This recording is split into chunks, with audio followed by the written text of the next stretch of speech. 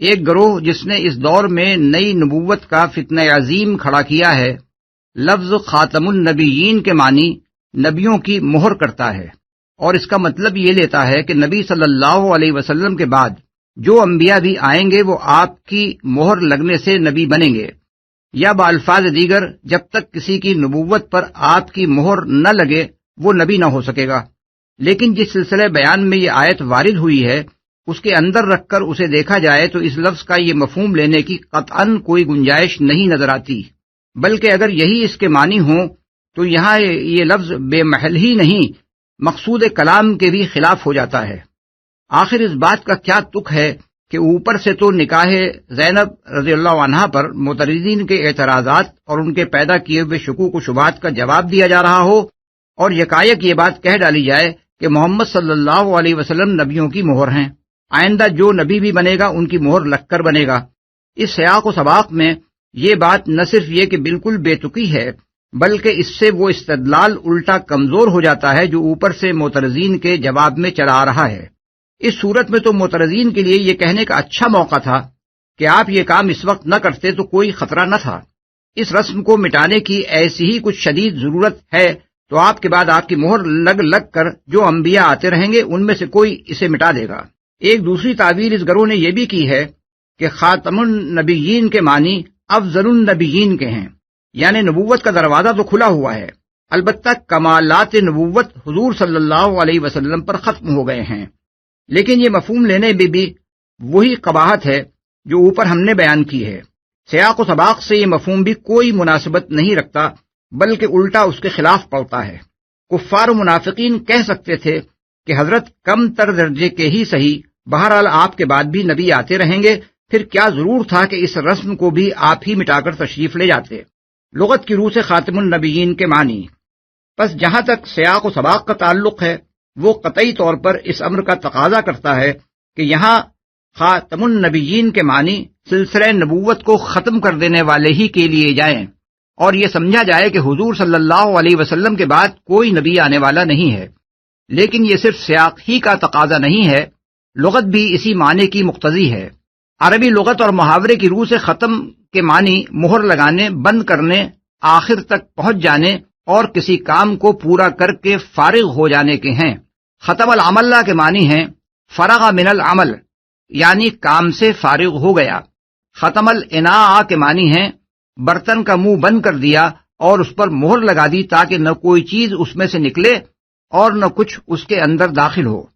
ختم الکتاب کے معنی ہیں خط بند کر کے اس پر مہر لگا دی تاکہ خط محفوظ ہو جائے۔ ختم علی القلب، یعنی دل پر مہر لگا دی کہ نہ کوئی بات اس کی سمجھ میں آئے، نہ پہلے سے جمی ہوئی کوئی بات اس میں سے نکل سکے۔ ختام کل مشروب، وہ مزہ جو کسی چیز کو پینے کے بعد آخر میں محسوس ہوتا ہے۔ خاتمت کل شیء عاقبتہ و آخرتہ، ہر چیز کے خاتمے سے مراد ہے اس کی عاقبت اور آخرت۔ ختم الشیء بلغ آخرہ، یعنی کسی چیز کو ختم کرنے کا مطلب ہے اس کے آخر تک پہنچ جانا۔ اسی معنی میں ختم قرآن بولتے ہیں، اور اسی معنی میں صورتوں کی آخری آیات کو خواتیم کہا جاتا ہے۔ خاتم القوم آخرہم، یعنی خاتم القوم سے مراد ہے قبیلے کا آخری آدمی۔ ملاحظہ ہو لسان العرب، قاموس اور اقرب الموارد، یہاں ہم نے لغت کی صرف 3 کتابوں کا حوالہ دیا ہے، لیکن بات انہی 3 کتابوں پر منحصر نہیں ہے۔ عربی زبان کی کوئی معتبر لغت اٹھا کر دیکھ لی جائے، اس میں لفظ خاتم کی یہی تشریح ملے گی، لیکن منکرین ختم نبوت خدا کے دین میں نقب لگانے کے لیے لغت کو چھوڑ کر اس بات کا سہارا لینے کی کوشش کرتے ہیں کہ کسی شخص کو خاتم الشعراء یا خاتم الفقہاء یا خاتم المفسرین کہنے کا مطلب یہ نہیں ہوتا کہ جس شخص کو یہ لقب دیا گیا ہے اس کے بعد کوئی شاعر یا فقیہ یا مفسر پیدا نہیں ہوا، بلکہ اس کا مطلب یہ ہوتا ہے کہ اس فن کے کمالات اس شخص پر ختم ہو گئے۔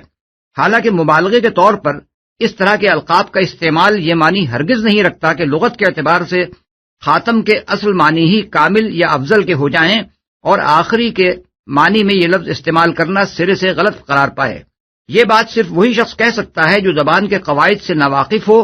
کسی زبان میں بھی یہ قاعدہ نہیں ہے کہ اگر کسی لفظ کو اس کے حقیقی معنی کے بجائے کبھی کبھی مجازن کسی دوسرے معنی میں بولا جاتا ہو تو وہی معنی اس کے اصل معنی بن جائیں، اور لغت کی روح سے جو اس کے حقیقی معنی ہیں ان میں اس کا استعمال ممنوع ہو جائے۔ آپ کسی عرب کے سامنے جب کہیں گے کہ جا خاتم القوم، تو وہ اس کا یہ مطلب ہرگز نہ لے گا کہ قبیلے کا فاضل اور کامل آدمی آ گیا،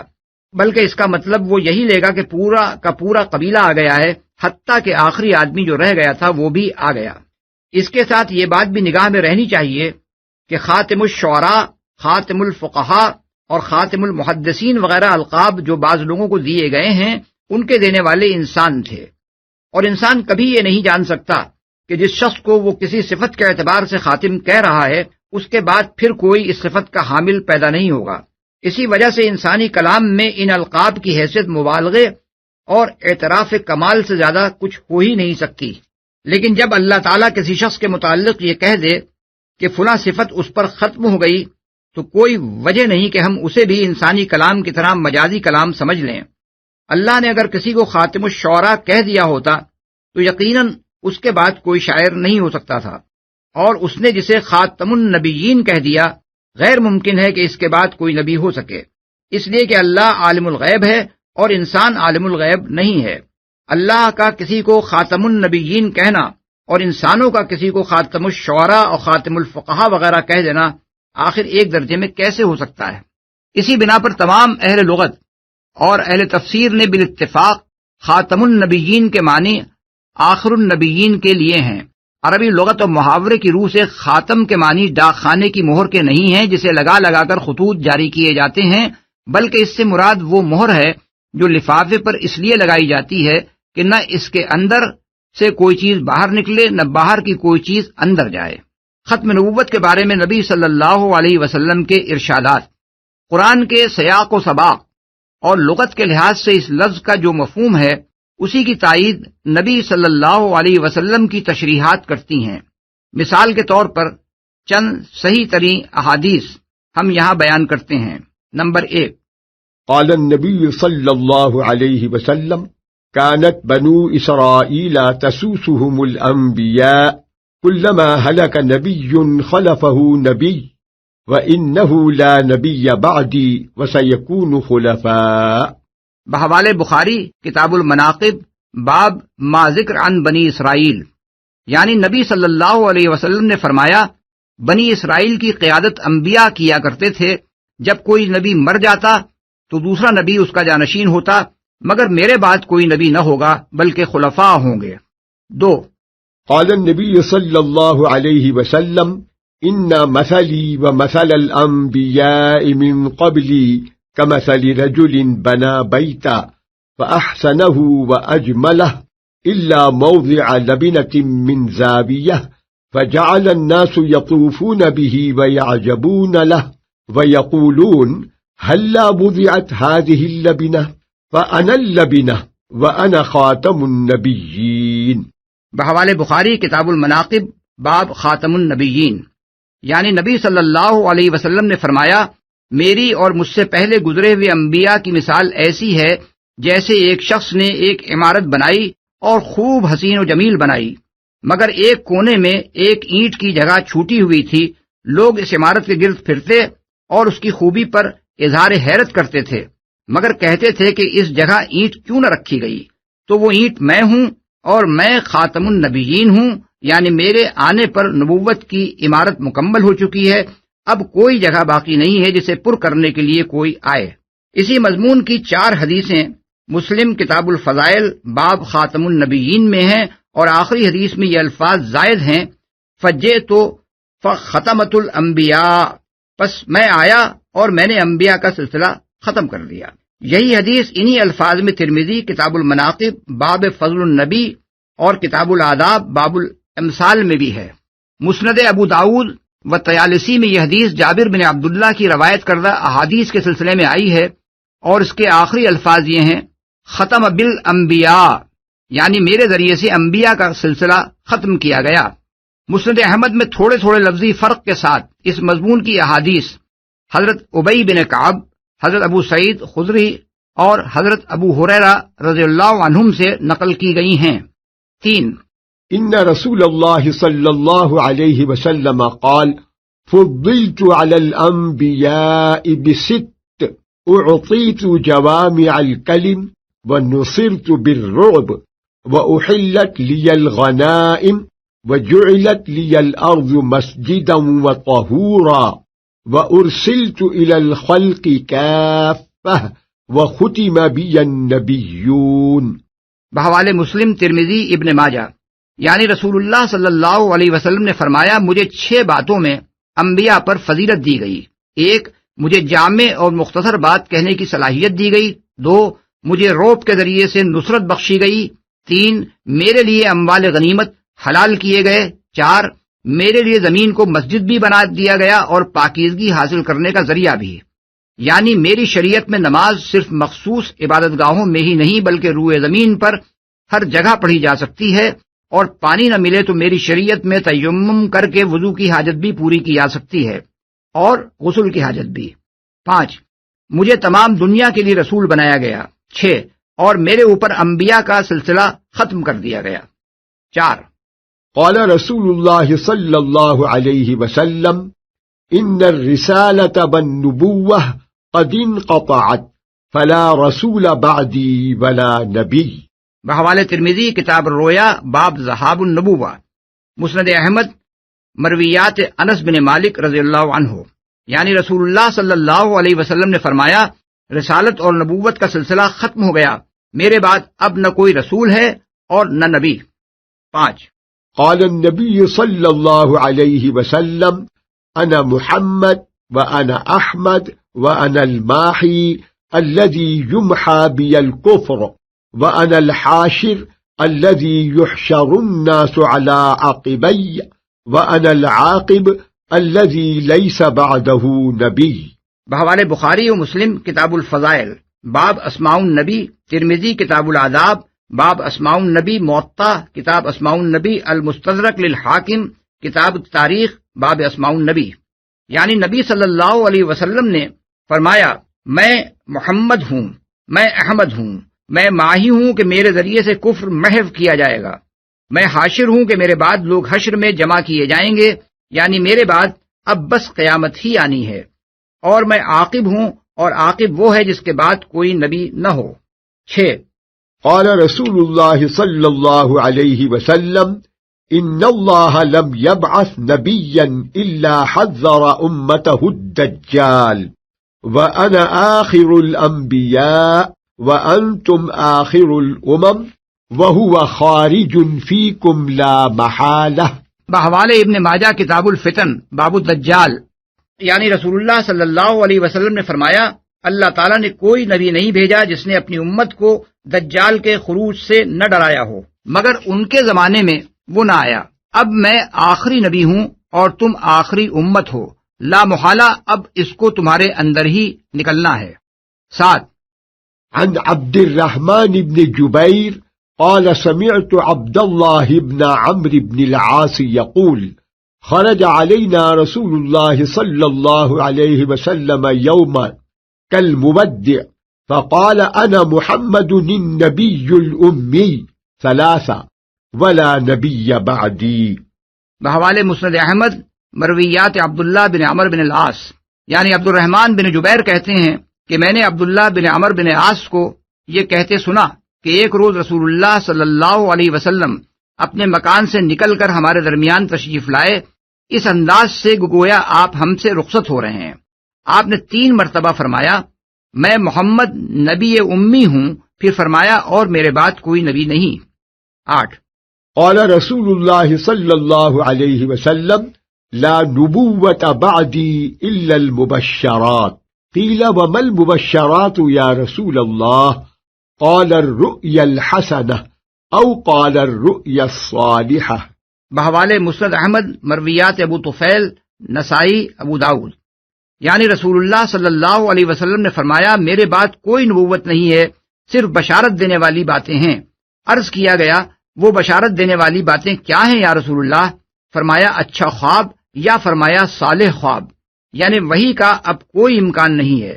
زیادہ سے زیادہ اگر کسی کو اللہ تعالیٰ کی طرف سے کوئی اشارہ ملے گا بھی تو بس اچھے خواب کے ذریعے سے مل جائے گا۔ 9، قال النبي صلى الله عليه وسلم: لو كان بعدي نبي لكان عمر بن الخطاب. بحوالے ترمذی کتاب المناقب، یعنی نبی صلی اللہ علیہ وسلم نے فرمایا میرے بعد اگر کوئی نبی ہوتا تو عمر بن الخطاب ہوتے. 10. قال رسول الله صلى الله عليه وسلم لعلي أنت مني بمنزلة هارون من موسى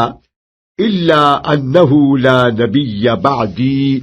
بحوالے بخاری و مسلم کتاب فضائل الصحابہ، یعنی رسول اللہ صلی اللہ علیہ وسلم نے حضرت علی سے فرمایا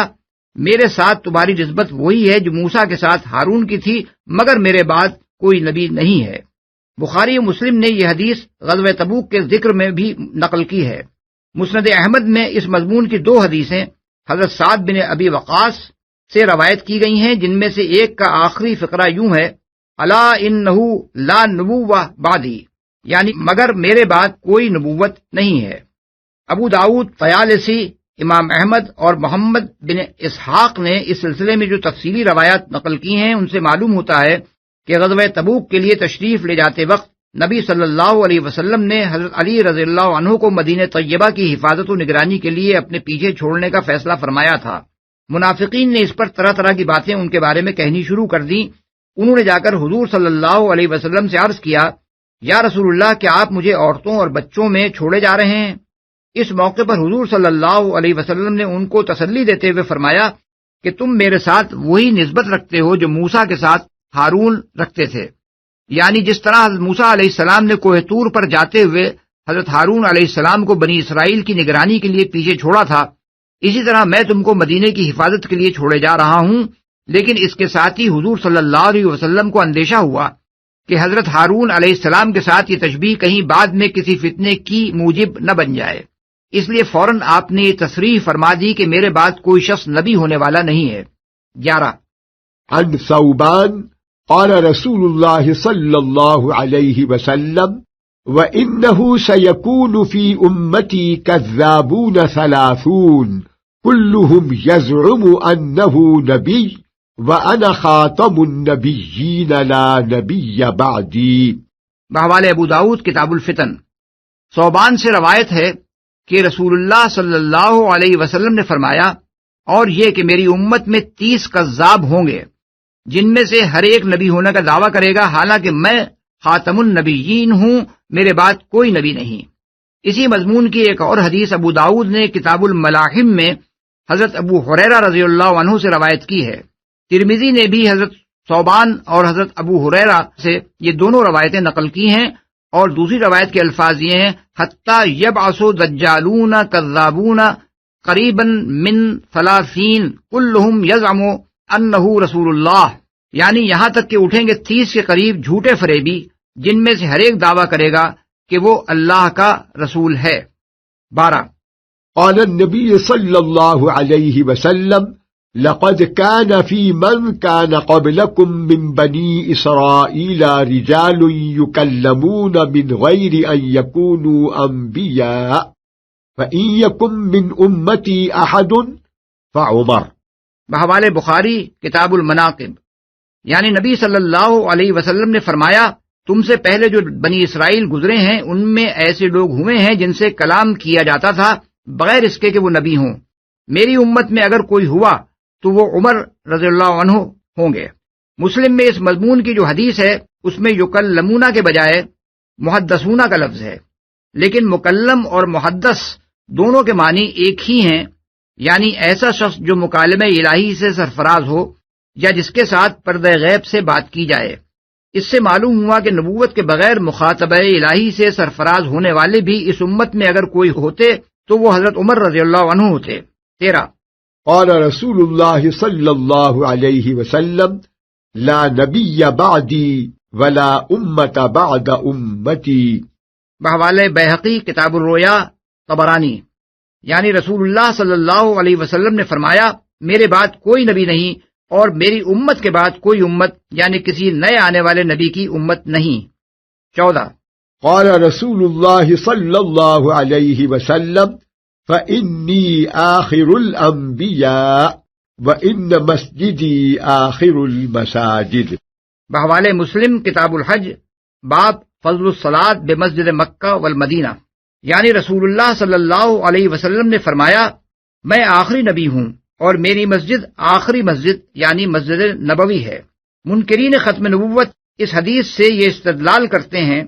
کہ جس طرح حضور صلی اللہ علیہ وسلم نے اپنی مسجد کو آخر المساجد فرمایا، حالانکہ وہ آخری مسجد نہیں بلکہ اس کے بعد بھی بے شمار مسجدیں دنیا میں بنی ہیں۔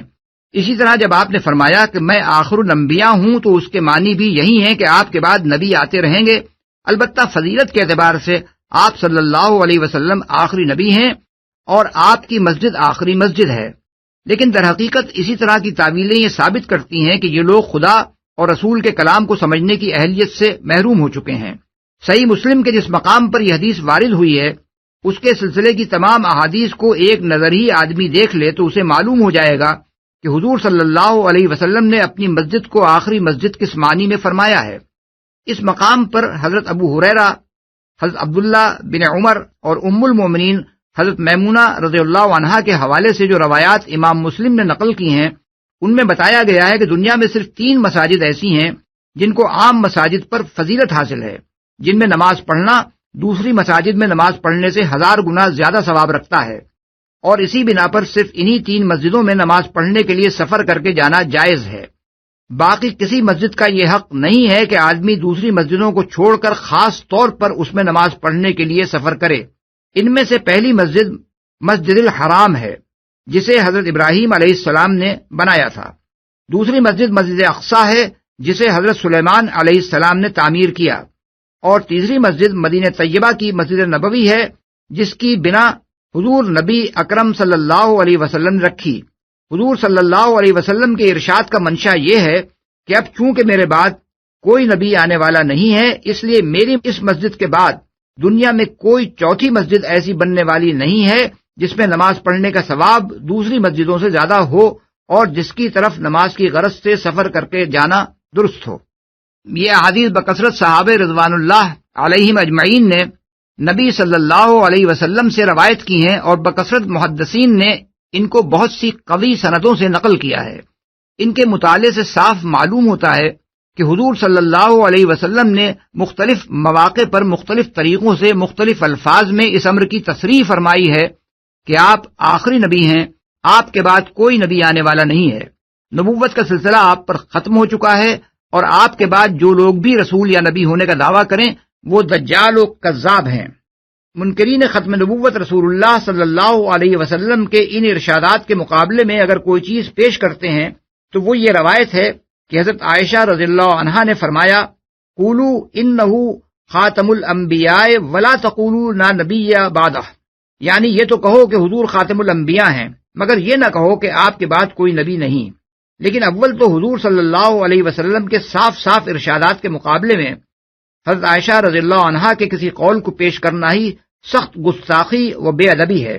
اس پر مزید یہ کہ حضرت عائشہ رضی اللہ عنہا کی طرف جس روایت میں یہ قول منسوب کیا گیا ہے وہ بجائے خود غیر مستند ہے، اسے حدیث کی کسی معتبر کتاب میں کسی قابل ذکر محدث نے نقل نہیں کیا۔ تفسیر کی ایک کتاب در منصور اور لغت حدیث کی ایک کتاب تکملہ مجمع البحار سے اس کو نقل کیا جاتا ہے مگر اس کی سند کا کچھ پتہ نہیں ملتا۔ ایسی ایک ضعیف ترین روایت اور وہ بھی ایک صحابیہ کے قول کو لا کر نبی اکرم صلی اللہ علیہ وسلم کے ان ارشادات کے مقابلے میں پیش کیا جاتا ہے جنہیں تمام اکابر محدثین نے صحیح سندوں کے ساتھ نقل کیا ہے۔ قرآن کے الفاظ خاتم النبیین کی اس سے زیادہ مستند و معتبر اور قطعی ثبوت تشریح اور کیا ہو سکتی ہے؟ رسول پاک صلی اللہ علیہ وسلم کا ارشاد تو بجائے خود سند و حجت ہے، مگر جب وہ قرآن کی ایک نص کی شرح کر رہا ہو تب تو وہ اور بھی زیادہ قوی حجت بن جاتا ہے۔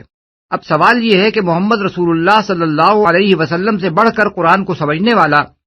اور اس کی تفسیر کا حقدار اور کون ہو سکتا ہے کہ وہ ختم نبوت کا کوئی دوسرا مفہوم بیان کرے اور ہم اسے قبول کرنا کیا معنی قابل التفات بھی سمجھیں۔ صحابہ کرام کا اجماع۔ قرآن و سنت کے بعد تیسرے درجے میں اہم ترین حیثیت صحابہ کرام کے اجماع کی ہے۔ یہ بات تمام معتبر تاریخی روایات سے ثابت ہے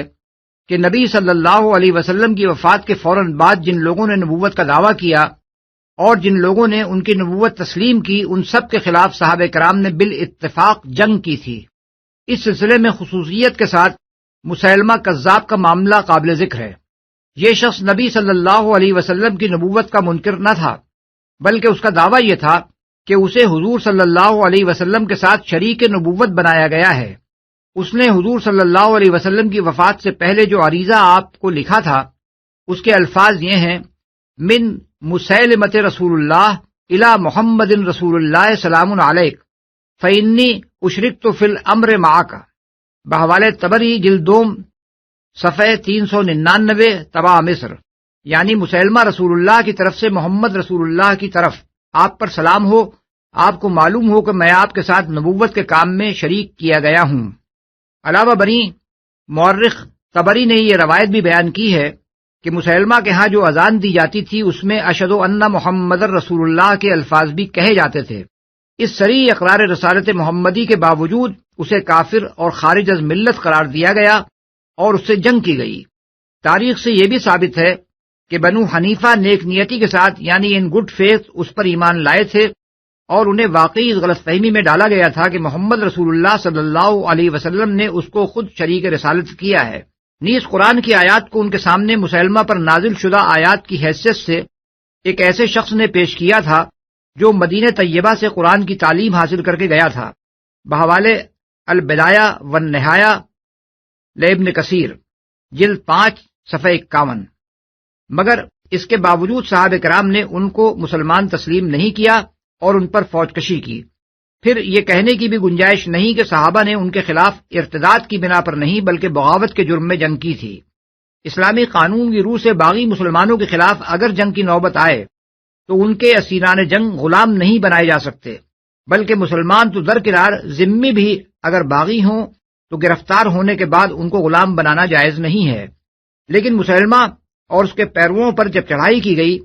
تو حضرت ابوبکر رضی اللہ عنہ نے اعلان فرمایا کہ ان کی عورتوں اور بچوں کو غلام بنایا جائے گا، اور جب وہ لوگ اسیر ہوئے تو فی الواقع ان کو غلام بنایا گیا۔ چنانچہ انہی میں سے ایک لونڈی حضرت علی رضی اللہ عنہ کے حصے میں آئی، جس کے بطن سے تاریخ اسلام کی مشہور شخصیت محمد بن حنفیہ نے جنم لیا۔ حنفیہ سے مراد ہے قبیلہ بنو حنیفہ کی عورت، بحوالِ البدایہ والنہایہ جلد 6 صفحہ 316 اور 325۔ اس سے یہ بات بالکل واضح ہو جاتی ہے کہ صحابہ رضوان اللہ تعالی علیہم اجمعین نے جس جرم کی بنا پر ان سے جنگ کی تھی وہ بغاوت کا جرم نہ تھا، بلکہ یہ جرم تھا کہ ایک شخص نے محمد صلی اللہ علیہ وسلم کے بعد نبوت کا دعویٰ کیا اور دوسرے لوگ اس کی نبوت پر ایمان لائے۔ یہ کارروائی حضور کی وفات کے فوراً بعد ہوئی ہے، ابو بکر رضی اللہ عنہ کی قیادت میں ہوئی ہے اور صحابہ کی پوری جماعت کے اتفاق سے ہوئی ہے۔ اجماع صحابہ کی اس سے زیادہ صریح مثال شاید ہی کوئی اور ہو۔ تمام علماء امت کا اجماع صحابہ کے بعد چوتھے نمبر پر مسائل دین میں جس چیز کو حجت کی حیثیت حاصل ہے وہ دور صحابہ کے بعد کے علماء امت کا اجماع ہے۔ اس لحاظ سے جب ہم دیکھتے ہیں تو ہمیں معلوم ہوتا ہے کہ پہلی صدی سے لے کر آج تک ہر زمانے کے اور پوری دنیا اسلام میں ہر ملک کے علماء اس عقیدے پر متفق ہیں کہ محمد صلی اللہ علیہ وسلم کے بعد کوئی شخص نبی نہیں ہو سکتا، اور یہ کہ جو بھی آپ صلی اللہ علیہ وسلم کے بعد اس منصب کا دعویٰ کرے یا اس کو مانے وہ کافر خارج از ملت اسلام ہے۔ اس سلسلے کے بھی چند شواہد ملاحظہ ہوں۔ نمبر 1، امام ابو حنیفہ 80 ہجری تا 150 ہجری کے زمانے میں ایک شخص نے نبوت کا دعویٰ کیا اور کہا مجھے موقع دو کہ میں اپنی نبوت کی علامات پیش کروں۔ اس پر امام اعظم رحمت اللہ علیہ نے فرمایا کہ جو شخص اس سے نبوت کی کوئی علامت طلب کرے گا وہ بھی کافر ہو جائے گا، کیونکہ رسول اللہ صلی اللہ علیہ وسلم فرما چکے ہیں کہ لا نبی بعدی، بحوالِ مناقب الامام العظم ابی حنیفہ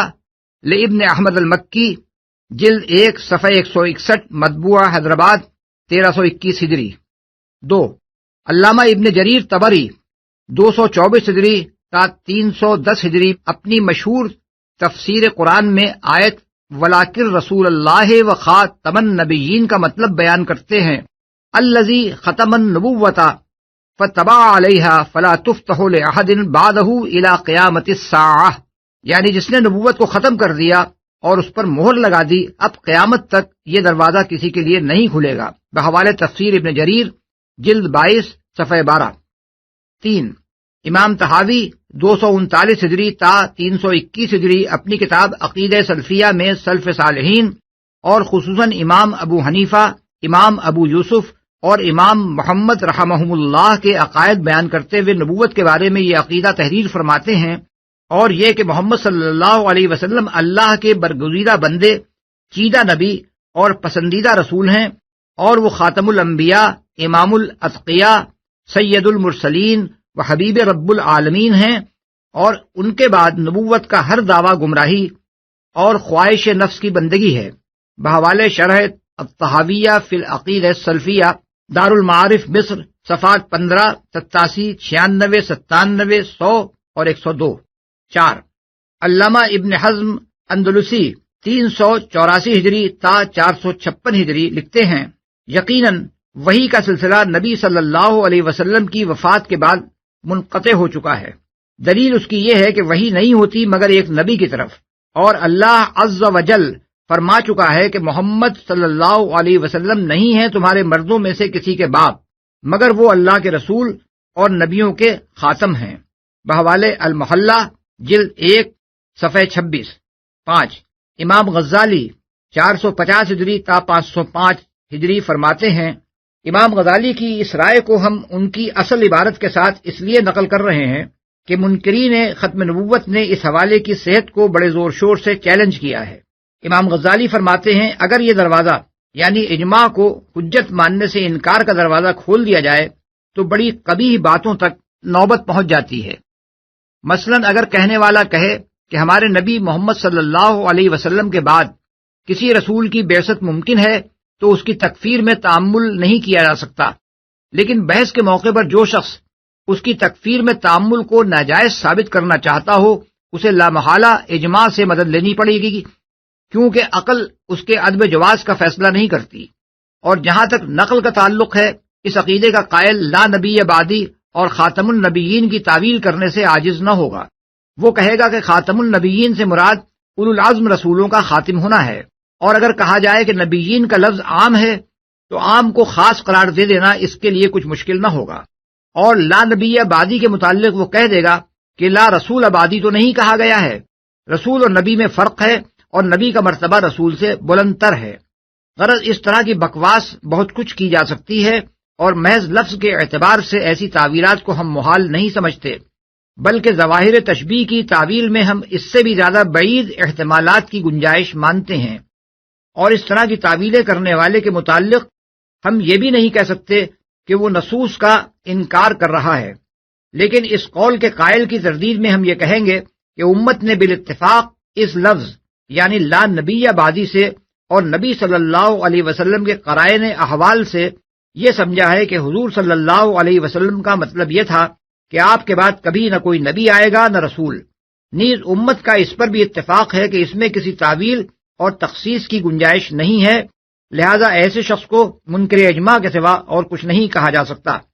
محی السنہ بغوی متوفی 510 ہجری اپنی تفسیر معالم التنزیل میں لکھتے ہیں، اللہ نے آپ کے ذریعے سے نبوت کو ختم کیا، پس آپ انبیاء کے خاتم ہیں۔ اور ابن عباس رضی اللہ عنہ کا قول ہے کہ اللہ تعالیٰ نے اس آیت میں یہ فیصلہ فرما دیا ہے کہ نبی صلی اللہ علیہ وسلم کے بعد کوئی نبی نہ ہوگا، جلد 3 صفحہ 158۔ 7۔ علامہ زمخشری 467 ہجری تا 538 ہجری تفسیر کشاف میں لکھتے ہیں، اگر تم کہو کہ نبی صلی اللہ علیہ وسلم آخری نبی کیسے ہوئے جبکہ حضرت عیسیٰ علیہ السلام آخر زمانے میں نازل ہوں گے، تو میں کہوں گا کہ آپ کا آخری نبی ہونا اس معنی میں ہے کہ آپ کے بعد کوئی شخص نبی نہ بنایا جائے گا، اور عیسیٰ علیہ السلام ان لوگوں میں سے ہیں جو آپ سے پہلے نبی بنائے جا چکے تھے، اور جب وہ نازل ہوں گے تو شریعت محمدیہ کے پیرو اور آپ صلی اللہ علیہ وسلم کے قبلے کی طرف نماز پڑھنے والے کی حیثیت سے نازل ہوں گے،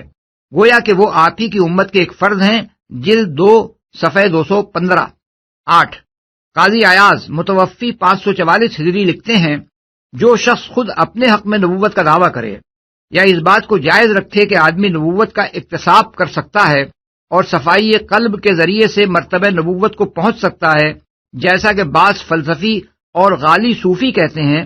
اور اسی طرح جو شخص نبوت کا دعویٰ تو نہ کرے مگر یہ دعویٰ کرے کہ اس پر وحی آتی ہے، ایسے سب لوگ کافر اور نبی صلی اللہ علیہ وسلم کے جھٹلانے والے ہیں، کیونکہ آپ صلی اللہ علیہ وسلم نے خبر دی ہے کہ آپ خاتم النبیین ہیں،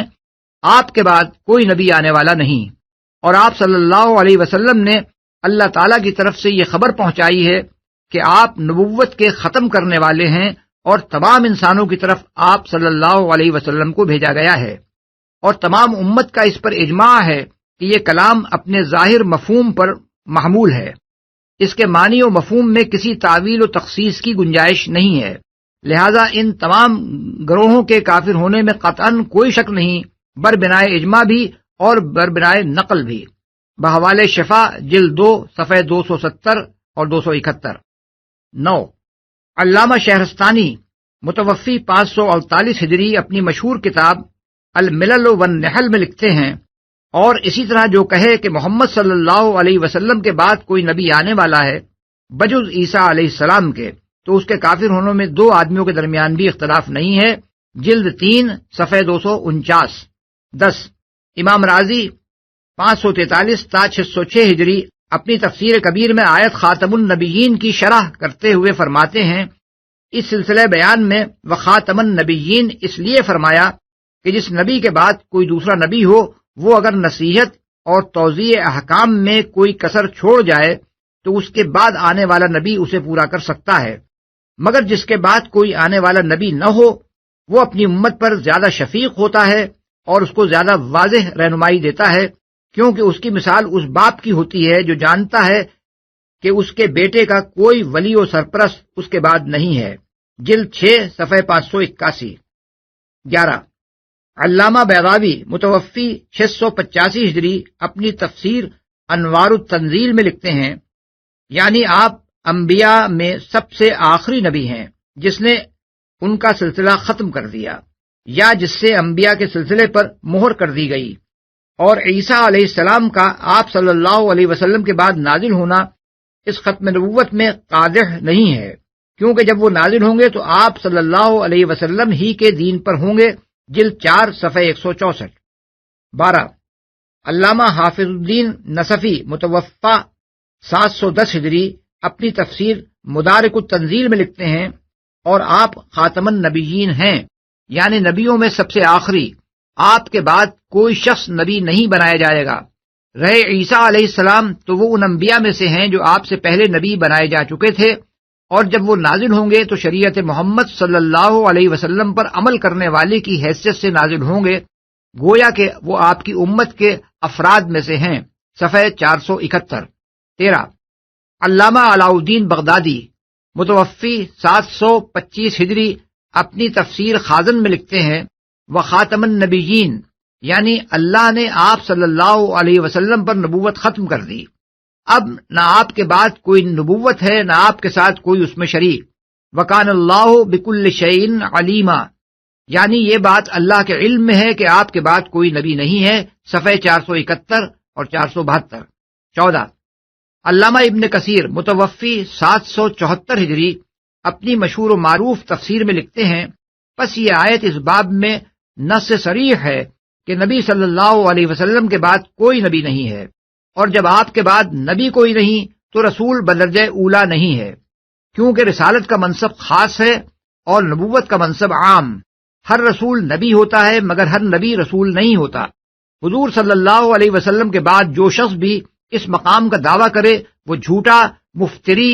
دجال، گمراہ اور گمراہ کرنے والا ہے، خواہ وہ کیسے ہی خرق عادت اور شعبدے اور جادو اور طلسم اور کرشمے بنا کر لے آئے۔ یہی حیثیت ہر اس شخص کی ہے جو قیامت تک اس منصب کا مدعی ہو، جلد 3 صفحہ 493 اور 494۔ 15، علامہ جلال الدین سیوطی متوفی 911 ہجری تفسیر جلالین میں لکھتے ہیں، وَكَانَ اللَّهُ بِكُلِّ شَيْءٍ عَلِيمًا، یعنی اللہ اس بات کو جانتا ہے کہ حضرت صلی اللہ علیہ وسلم کے بعد کوئی نبی نہیں، اور عیسیٰ علیہ السلام جب نازل ہوں گے تو آپ صلی اللہ علیہ وسلم کی شریعت ہی کے مطابق عمل کریں گے، صفحہ 768۔ 16، علامہ ابن نجیم متوفی 970 ہجری اصول فقہ کی مشہور کتاب الاشباہ والنظائر کتاب السیر باب الربوح میں لکھتے ہیں، اگر آدمی یہ نہ سمجھے کہ محمد صلی اللہ علیہ وسلم آخری نبی ہیں تو وہ مسلمان نہیں ہے، کیونکہ یہ ان باتوں میں سے ہے جن کا جاننا اور ماننا ضروریات دین میں سے ہے۔ صفحہ 179۔ 17 ملا علی قاری متوفہ 1016 ہجری شرح فقہ اکبر میں لکھتے ہیں، ہمارے نبی صلی اللہ علیہ وسلم کے بعد نبوت کا دعویٰ کرنا بالاجماع کفر ہے۔ صفحہ 202۔ 18 شیخ اسماعیل حقی متوفی 1137 ہجری تفسیر روح البیان میں اس آیت کی شرح کرتے ہوئے لکھتے ہیں، عاصم نے لفظ خاتم تا کے زبر کے ساتھ پڑھا ہے، جس کے معنی ہے آلہ ختم کے جس سے مہر کی جاتی ہے، جیسے تابع اس چیز کو کہتے ہیں جس سے ٹھپا لگایا جائے۔ مراد یہ ہے کہ نبی صلی اللہ علیہ وسلم انبیاء میں سب سے آخر تھے جن کے ذریعے سے نبیوں کے سلسلے پر مہر لگا دی گئی۔ فارسی میں اسے مہر پیغمبراں کہیں گے، یعنی آپ صلی اللہ علیہ وسلم سے نبوت کا دروازہ سرب و مہر کر دیا گیا اور پیغمبروں کا سلسلہ ختم کر دیا گیا۔ باقی قاریوں نے اسے تا کے زیر کے ساتھ خاتم پڑھا ہے، یعنی آپ مہر کرنے والے تھے۔ فارسی میں اس کو مہر کنندے پیغمبراں کہیں گے۔ اس طرح یہ لفظ بھی خاتم کا ہم معنی ہی ہے۔ اب آپ کی امت کے علماء آپ صلی اللہ علیہ وسلم سے صرف ولایت ہی کی میراث پائیں گے، نبوت کی میراث آپ صلی اللہ علیہ وسلم کی ختمیت کے باعث ختم ہو چکی ہے، اور عیسیٰ علیہ السلام کا آپ کے بعد نازل ہونا آپ صلی اللہ علیہ وسلم کے خاتم النبیین ہونے میں قادح نہیں ہے، کیونکہ خاتم النبیین ہونے کے معنی یہ ہے کہ آپ صلی اللہ علیہ وسلم کے بعد کوئی نبی نہ بنایا جائے گا، اور عیسیٰ علیہ السلام آپ صلی اللہ علیہ وسلم سے پہلے نبی بنائے جا چکے تھے، اور جب وہ نازل ہوں گے تو شریعت محمدی صلی اللہ علیہ وسلم کے پیروں کی حیثیت سے نازل ہوں گے۔ آپ صلی اللہ علیہ وسلم ہی کے قبلے کی طرف رخ کر کے نماز پڑھیں گے۔ آپ صلی اللہ علیہ وسلم کی امت کے ایک فرد کی طرح ہوں گے، نہ ان کی طرف وحی آئے گی اور نہ وہ نئے احکام دیں گے، بلکہ وہ رسول اللہ صلی اللہ علیہ وسلم کے خلیفہ ہوں گے۔ اور اہل سنت والجماعت اس بات کے قائل ہیں کہ ہمارے نبی صلی اللہ علیہ وسلم کے بعد کوئی نبی نہیں ہے، کیونکہ اللہ تعالیٰ نے فرما دیا وَلَٰكِن رسول اللہ وخاتم النبیین، یعنی اور رسول اللہ صلی اللہ علیہ وسلم نے فرمایا لا نبی بعدی، اب جو کوئی کہے کہ ہمارے نبی صلی اللہ علیہ وسلم کے بعد کوئی نبی ہے تو اس کو کافر قرار دیا جائے گا، کیونکہ اس نے نص کا انکار کر دیا، اور اسی طرح اس شخص کی بھی تکفیر کی جائے گی جو اس میں شک کرے، کیونکہ حجت نے حق کو باطل سے ممیز کر دیا ہے، اور جو شخص محمد صلی اللہ علیہ وسلم کے بعد نبوت کا دعویٰ کرے اس کا دعویٰ باطل کے سوا کچھ اور ہو ہی نہیں سکتا۔ جلد 22 صفحہ 188۔ 19 فتاوائے عالمگیری، جسے 12ویں صدی ہجری میں اورنگزیب عالمگیر کے حکم سے ہندوستان کے بہت سے اکابر علماء نے مرتب کیا تھا، اس میں لکھا ہے اگر آدمی یہ نہ سمجھے کہ محمد صلی اللہ علیہ وسلم آخری نبی ہیں تو وہ مسلم نہیں ہے، اور اگر وہ کہے کہ میں اللہ کا رسول ہوں یا میں پیغمبر ہوں تو اس کی تکفیر کی جائے گی۔ جلد 2 صفحہ 263۔ 20 علامہ شوکانی متوفہ 1255 ہجری اپنی تفسیر فتح القدیر میں لکھتے ہیں جمہور نے لفظ خاتم کو تا کے زیر کے ساتھ پڑھا ہے، اور عاصم نے زبر کے ساتھ۔ پہلی قرات کے معنی یہ ہیں کہ آپ صلی اللہ علیہ وسلم نے انبیاء کو ختم کیا، یعنی سب کے آخر میں آئے، اور دوسری قرات کے معنی یہ ہے کہ آپ ان کے لیے مہر کی طرح ہو گئے، جس کے ذریعے سے ان کا سلسلہ سرب مہر ہو گیا اور جس کے شمول سے ان کا گروہ مزین ہوا۔ جلد 4 صفحہ 275۔ 21 علامہ آلوسی متوفہ 1270 ہجری تفسیر روح المعانی میں لکھتے ہیں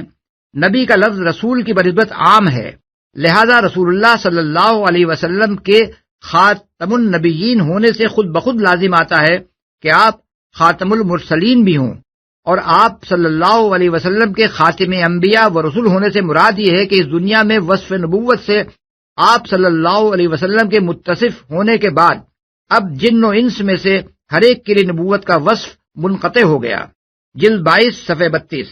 رسول اللہ صلی اللہ علیہ وسلم کے بعد جو شخص وحی نبوت کا مدعی ہو اسے کافر قرار دیا جائے گا۔ اس امر میں مسلمانوں کے درمیان کوئی اختلاف نہیں ہے۔ جلد 22 صفحہ 38۔ رسول اللہ صلی اللہ علیہ وسلم کا خاتم النبیین ہونا ایک ایسی بات ہے جسے کتاب اللہ نے صاف صاف بیان کیا، سنت نے واضح طور پر اس کی تصریح کی اور امت نے اس پر اجماع کیا، لہذا جو اس کے خلاف کوئی دعویٰ کرے اسے کافر قرار دیا جائے گا۔ جلد 22 صفحہ 39۔ یہ ہندوستان سے لے کر مراکش اور اندلس تک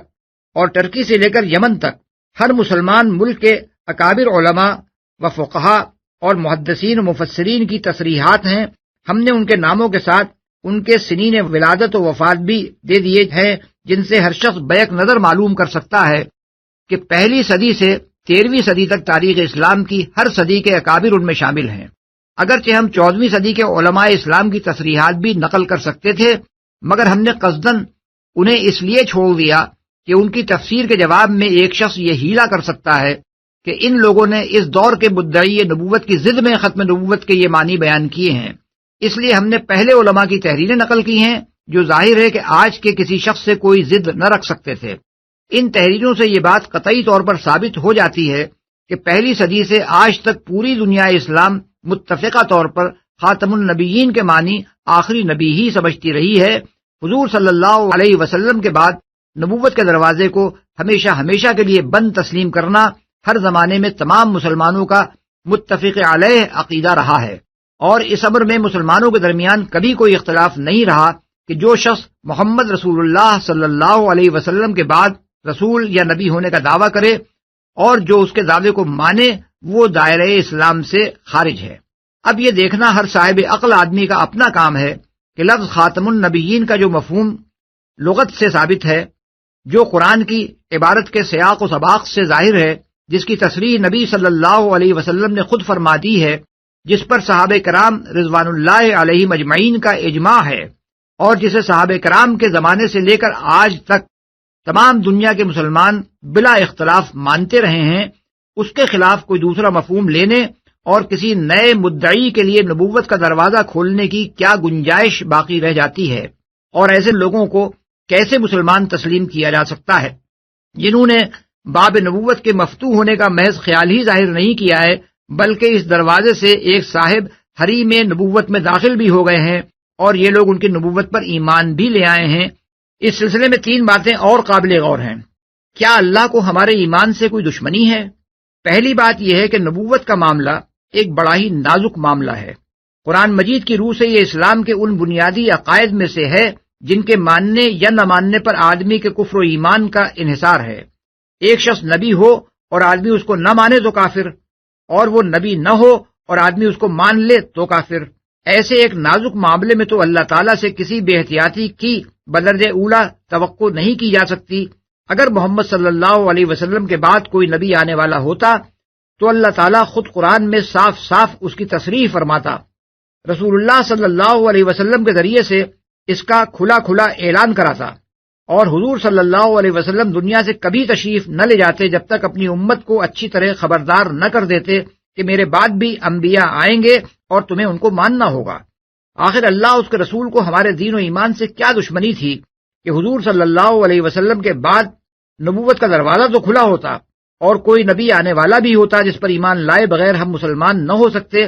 مگر ہم کو نہ صرف یہ کہ اس سے بے خبر رکھا جاتا بلکہ اس کے برعکس اللہ اور اس کا رسول دونوں ایسی باتیں فرما دیتے جن سے 1300 برس تک ساری امت یہی سمجھتی رہی اور آج بھی سمجھ رہی ہے کہ حضور صلی اللہ علیہ وسلم کے بعد کوئی نبی آنے والا نہیں ہے۔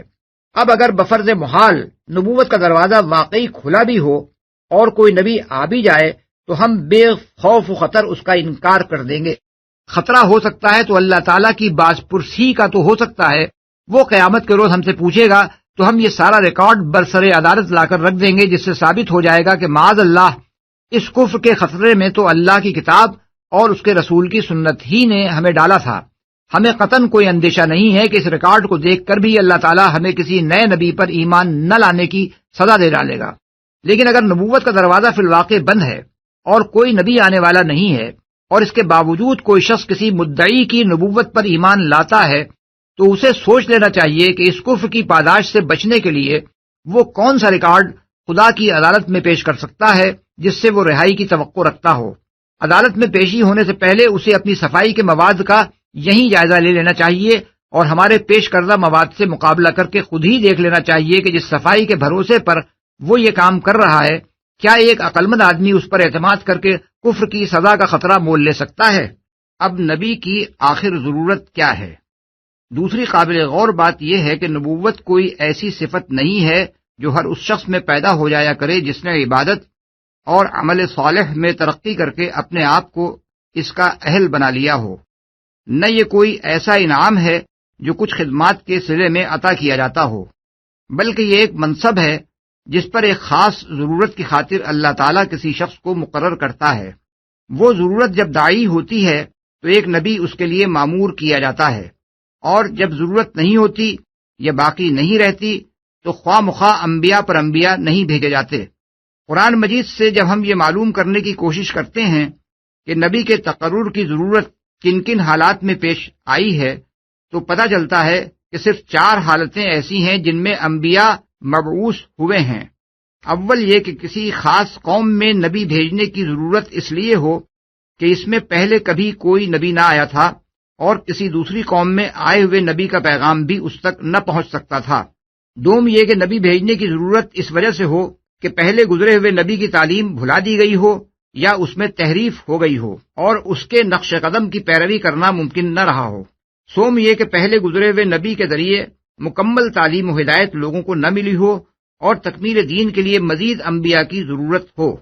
چہارم یہ کہ ایک نبی کے ساتھ اس کی مدد کے لیے ایک اور نبی کی حاجت ہو۔ اب یہ ظاہر ہے کہ ان میں سے کوئی ضرورت بھی نبی صلی اللہ علیہ وسلم کے بعد باقی نہیں رہی ہے۔ قرآن خود کہہ رہا ہے کہ حضور صلی اللہ علیہ وسلم کو تمام دنیا کی ہدایت کے لیے مبعوث فرمایا گیا ہے، اور دنیا کی تمدنی تاریخ بتا رہی ہے کہ آپ صلی اللہ علیہ وسلم کی بعثت کے وقت سے مسلسل ایسے حالات موجود رہے ہیں کہ آپ کی دعوت سب قوموں کو پہنچ سکتی تھی اور ہر وقت پہنچ سکتی ہے۔ اس کے بعد الگ الگ قوموں میں انبیاء آنے کی کوئی حاجت باقی نہیں رہتی۔ قرآن اس پر بھی گواہ ہے، اور اس کے ساتھ حدیث و سیرت کا پورا ذخیرہ اس امر کی شہادت دے رہا ہے کہ حضور صلی اللہ علیہ وسلم کی لائی ہوئی تعلیم بالکل اپنی صحیح صورت میں محفوظ ہے۔ اس میں مسخ و تحریف کا کوئی عمل نہیں ہوا ہے۔ جو کتاب آپ لائے تھے اس میں ایک لفظ کی بھی کمی و بیشی آج تک نہیں ہوئی، نہ قیامت تک ہو سکتی ہے۔ جو ہدایت آپ صلی اللہ علیہ وسلم نے اپنے قول و عمل سے دی، اس کے تمام آثار آج بھی اس طرح ہمیں مل جاتے ہیں کہ گویا ہم آپ صلی اللہ علیہ وسلم کے زمانے میں موجود ہیں۔ اس لیے دوسری ضرورت بھی ختم ہو گئی۔ پھر قرآن مجید یہ بات بھی صاف صاف کہتا ہے کہ حضور صلی اللہ علیہ وسلم کے ذریعے سے دین کی تکمیل کر دی گئی، لہذا تکمیل دین کے لیے بھی اب کوئی نبی درکار نہیں رہا۔ اب رہ جاتی ہے چوتھی ضرورت۔ تو اگر اس کے لیے کوئی نبی درکار ہوتا تو وہ حضور صلی اللہ علیہ وسلم کے زمانے میں آپ کے ساتھ مقرر کیا جاتا۔ ظاہر ہے کہ جب وہ مقرر نہیں کیا گیا تو یہ وجہ بھی ساقط ہو گئی۔ اب ہمیں معلوم ہونا چاہیے کہ وہ 5ویں وجہ کون سی ہے جس کے لیے آپ کے بعد ایک نبی کی ضرورت ہو۔ اگر کوئی کہے کہ قوم بگڑ گئی ہے اس لیے اصلاح کی خاطر ایک نبی کی ضرورت ہے، تو ہم اس سے پوچھیں گے کہ محض اصلاح کے لیے نبی دنیا میں کب آیا ہے کہ آج صرف اس کام کے لیے وہ آئے؟ نبی تو اس لیے مقرر ہوتا ہے کہ اس پر وحی کی جائے، اور وحی کی ضرورت یا تو کوئی نیا پیغام دینے کے لیے ہوتی ہے یا پچھلے پیغام کی تکمیل کرنے کے لیے، یا اس کو تحریفات سے پاک کرنے کے لیے۔ قرآن اور سنت محمد صلی اللہ علیہ وسلم کے محفوظ ہو جانے اور دین کے مکمل ہو جانے کے بعد جب وحی کی سب ممکن ضرورتیں ختم ہو چکی ہیں تو اب اصلاح کے لیے صرف مصلحین کی حاجت باقی ہے، نہ کہ انبیاء کی۔ نئی نبوت اب امت کے لیے رحمت نہیں بلکہ لعنت ہے۔ تیسری قابل توجہ بات یہ ہے کہ نبی جب بھی کسی قوم میں آئے گا فوراً اس میں کفر و ایمان کا سوال اٹھ کھڑا ہوگا۔ جو اس کو مانیں گے وہ ایک امت قرار پائیں گے، اور جو اس کو نہ مانیں گے وہ لامحالہ دوسری امت ہوں گے۔ ان دونوں امتوں کا اختلاف محض فروعی اختلاف نہ ہوگا بلکہ ایک نبی پر ایمان لانے اور نہ لانے کا ایسا بنیادی اختلاف ہوگا جو انہیں اس وقت تک جمع نہ ہونے دے گا جب تک ان میں سے کوئی اپنا عقیدہ نہ چھوڑ دے۔ پھر ان کے لیے عملاً بھی ہدایت اور قانون کے ماخذ الگ الگ ہوں گے، کیونکہ ایک گروہ اپنے تسلیم کردہ نبی کی پیش کی ہوئی وحی اور اس کی سنت سے قانون لے گا، اور دوسرا گروہ اس کے ماخذ قانون ہونے کا سرے سے منکر ہوگا۔ اس بنا پر ان کا ایک مشترک معاشرہ بن جانا کسی طرح بھی ممکن نہ ہوگا۔ ان حقائق کو اگر کوئی شخص نگاہ میں رکھے تو اس پر یہ بات بالکل واضح ہو جائے گی کہ ختم نبوت امت مسلمہ کے لیے اللہ کی ایک بہت بڑی رحمت ہے، جس کی بدولت ہی اس امت کا ایک دائمی اور عالمگیر برادری بننا ممکن ہوا ہے۔ اس چیز نے مسلمانوں کو ایسے ہر بنیادی اختلاف سے محفوظ کر دیا ہے جو ان کے اندر مستقل تفریق کا موجب ہو سکتا ہو۔ اب جو شخص بھی محمد صلی اللہ علیہ وسلم کو اپنا ہادی و رہبر مانے اور ان کی دی ہوئی تعلیم کے سوا کسی اور ماخذ ہدایت کی طرف رجوع کرنے کا قائل نہ ہو، وہ اس برادری کا فرد ہے اور ہر وقت ہو سکتا ہے۔ یہ وحدت اس امت کو کبھی نصیب نہ ہو سکتی تھی اگر نبوت کا دروازہ بند نہ ہو جاتا، کیونکہ ہر نبی کے آنے پر یہ پارا پارا ہوتی رہتی۔ آدمی سوچے تو اس کی عقل خود یہ کہہ دے گی کہ جب تمام دنیا کے لیے ایک نبی بھیج دیا جائے اور جب اس نبی کے ذریعے سے دین کی تکمیل بھی کر دی جائے اور جب اس نبی کی تعلیم کو پوری طرح محفوظ بھی کر دیا جائے تو نبوت کا دروازہ بند ہو جانا چاہیے، تاکہ اس آخری نبی کی پیروی پر جمع ہو کر تمام دنیا میں ہمیشہ کے لیے اہل ایمان کی ایک ہی امت بن سکے اور بلا ضرورت نئے نئے نبیوں کی آمد سے اس امت میں بار بار تفرقہ نہ برپا ہوتا رہے۔ نبی خواہ ذلی ہو یا بروزی، امتی ہو یا صاحب شریعت اور صاحب کتاب، بہرحال جو شخص نبی ہوگا اور خدا کی طرف سے بھیجا ہوا ہوگا، اس کے آنے کا لازمی نتیجہ یہی ہوگا کہ اس کے ماننے والے ایک امت بنیں اور نہ ماننے والے کافر قرار پائیں۔ یہ تفریق اس حالت میں تو ناگزیر ہے جب نبی کے بھیجے جانے کی فی الواقع ضرورت ہو، مگر جب اس کے آنے کی کوئی ضرورت باقی نہ رہے تو خدا کی حکمت اور اس کی رحمت سے یہ بات قطعی بعید ہے کہ وہ خواہ مخواہ اپنے بندوں کو کفر و ایمان کی کشمکش میں مبتلا کرے اور انہیں کبھی ایک امت نہ بننے دے۔ لہذا جو کچھ قرآن سے ثابت ہے اور جو کچھ سنت اور اجماع سے ثابت ہے، عقل بھی اسی کو صحیح تسلیم کرتی ہے، اور اس کا تقاضا بھی یہی ہے کہ اب نبوت کا دروازہ بند ہی رہنا چاہیے۔ مسیح موعود کی حقیقت۔ نئی نبوت کی طرف بلانے والے حضرات عام طور پر ناواقف مسلمانوں سے کہتے ہیں کہ احادیث میں مسیح موعود کے آنے کی خبر دی گئی ہے اور مسیح نبی تھے، اس لیے ان کے آنے سے ختم نبوت میں کوئی خرابی واقع نہیں ہوتی، بلکہ ختم نبوت بھی برحق اور اس کے باوجود مسیح موعود کا آنا بھی برحق۔ اسی سلسلے میں وہ یہ بھی کہتے ہیں کہ مسیح موعود سے مراد عیسیٰ ابن مریم نہیں ہیں، ان کا تو انتقال ہو چکا۔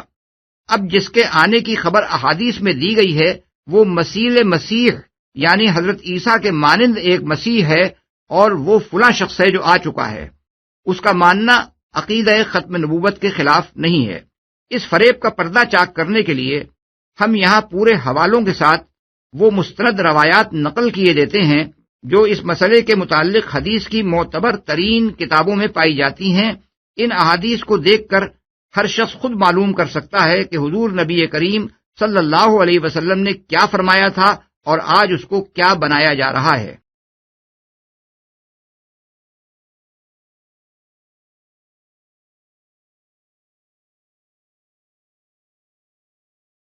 احادیث در باب نزول عیسیٰ ابن مریم علیہ السلام۔ نمبر 1، عن ابی ہریرہ قال قال رسول اللہ صلی اللہ علیہ وسلم والذی نفسی بیدہ لیوشکن ان ینزل فیکم ابن مریم حکما عدلا فیکسر الصلیب ویقتل الخنزیر ویضع الحرب ويفيض المال حتى لا يقبله أحد حتى تكون السجدة الواحدة خيرا من الدنيا وما فيها۔ بحوالے بخاری کتاب احادیث الانبیاء باب نزول عیسیٰ ابن مریم، مسلم باب بیان نزول عیسیٰ، ترمذی ابواب الفتن باب فی نزول عیسیٰ، مسند احمد مرویات ابو ہریرہ رضی اللہ عنہ۔ یعنی حضرت ابو ہریرہ سے روایت ہے کہ رسول اللہ صلی اللہ علیہ وسلم نے فرمایا، قسم ہے اس ذات کی جس کے ہاتھ میں میری جان ہے، ضرور اتریں گے تمہارے درمیان ابن مریم حاکم عادل بن کر، پھر وہ صلیب کو توڑ ڈالیں گے اور خنزیر کو ہلاک کر دیں گے۔ صلیب کو توڑ ڈالنے اور خنزیر کو ہلاک کر دینے کا مطلب یہ ہے کہ عیسائیت ایک الگ دین کی حیثیت سے ختم ہو جائے گی۔ دین عیسوی کی پوری عمارت اس عقیدے پر قائم ہے کہ خدا نے اپنے اکلوتے بیٹے یعنی حضرت عیسیٰ علیہ السلام کو صلیب پر لعنت کی موت دی جس سے وہ انسان کے گناہ کا کفارہ بن گیا۔ اور انبیاء کی امتوں کے درمیان عیسائیوں کی امتیازی خصوصیت یہ ہے کہ انہوں نے صرف عقیدے کو لے کر خدا کی پوری شریعت رد کر دی، حتیٰ کہ خنزیر تک کو حلال کر لیا جو تمام انبیاء کی شریعتوں میں حرام رہا ہے۔ بس جب حضرت عیسیٰ علیہ السلام آ کر خود اعلان کر دیں گے کہ نہ میں خدا کا بیٹا ہوں، نہ میں نے صلیب پر جان دی، نہ میں کسی کے گناہ کا کفارہ بنا، تو عیسائی عقیدے کے لیے سرے سے کوئی بنیاد ہی باقی نہ رہے گی۔ اسی طرح جب وہ بتائیں گے کہ میں نے تو نہ اپنے پیرووں کے لیے سور حلال کیا تھا اور نہ ان کو شریعت کی پابندی سے آزاد ٹھہرایا تھا، تو عیسائیت کی دوسری امتیازی خصوصیت کا بھی خاتمہ ہو جائے گا اور جنگ کا خاتمہ کر دیں گے۔ دوسری روایت میں حرب کے بجائے جزیے کا لفظ ہے، یعنی جزیہ ختم کر دیں گے۔ دوسرے الفاظ میں اس کا مطلب یہ ہے کہ اس وقت ملتوں کے اختلافات ختم ہو کر سب لوگ ایک ملت اسلام میں شامل ہو جائیں گے، اور اس طرح نہ جنگ ہوگی اور نہ کسی پر جزیہ عائد کیا جائے گا۔ اسی بات پر آگے احادیث نمبر 5 اور 15 دلالت کر رہی ہیں۔ اور مال کی وہ کثرت ہوگی کہ اس کا قبول کرنے والا کوئی نہ رہے گا، اور حالت یہ ہو جائے گی کہ لوگوں کے نزدیک خدا کے حضور ایک سجدہ کر لینا دنیا و ما فیہا سے بہتر ہوگا۔ 2 لا تقوم الساعة حتى ينزل عيسى ابن مريم، یعنی قیامت قائم نہ ہوگی جب تک نازل نہ ہونے عیسیٰ ابن مریم، اور اس کے بعد وہی مضمون ہے جو اوپر کی حدیث میں بیان ہوا ہے، بحوالِ بخاری کتاب المظالم باب کسر الصلیب، ابن ماجہ کتاب الفتن باب فتنة الدجال۔ 3 عن ابي هريرة ان رسول الله صلى الله عليه وسلم قال كيف انتم اذا نزل ابن مريم فيكم وامامكم منكم، بحوالِ بخاری کتاب احادیث الانبیاء باب نزول عیسیٰ، مسلم بیان نزول عیسیٰ، مسند احمد مرویات ابی ہریرہ رضی اللہ عنہ۔ یعنی حضرت ابو ہریرہ سے روایت ہے کہ رسول اللہ صلی اللہ علیہ وسلم نے فرمایا، کیسے ہوگے تم جب کہ تمہارے درمیان ابن مریم اتریں گے اور تمہارا امام اس وقت خود تم میں سے ہوگا، یعنی نماز میں حضرت عیسیٰ علیہ السلام امامت نہیں کرائیں گے، بلکہ مسلمانوں کا جو امام پہلے سے ہوگا اسی کے پیچھے وہ نماز پڑھیں گے۔ 4 عن ابي هريرة ان رسول الله صلى الله عليه وسلم قال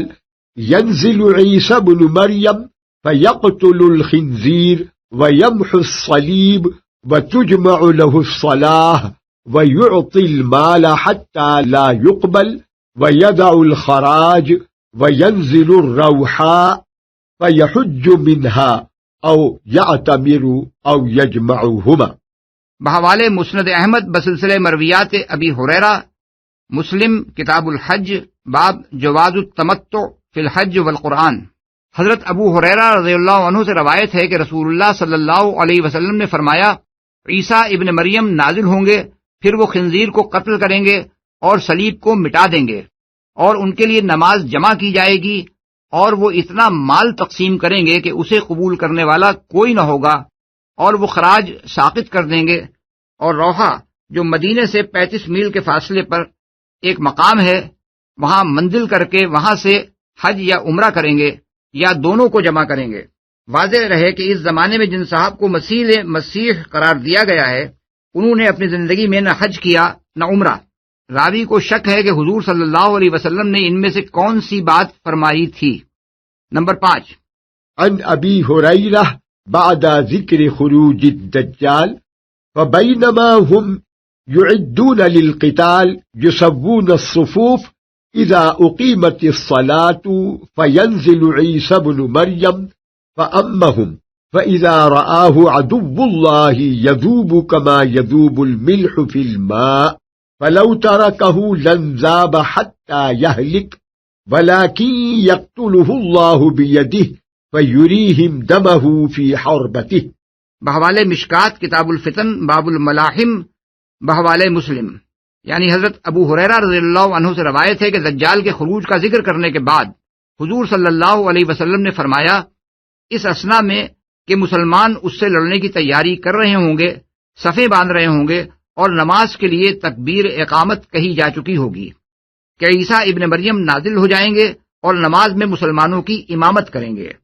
اور اللہ کا دشمن یعنی دجال ان کو دیکھتے ہی اس طرح گھلنے لگے گا جیسے نمک پانی میں گھلتا ہے۔ اگر عیسیٰ علیہ السلام اس کو اس کے حال ہی پر چھوڑ دیں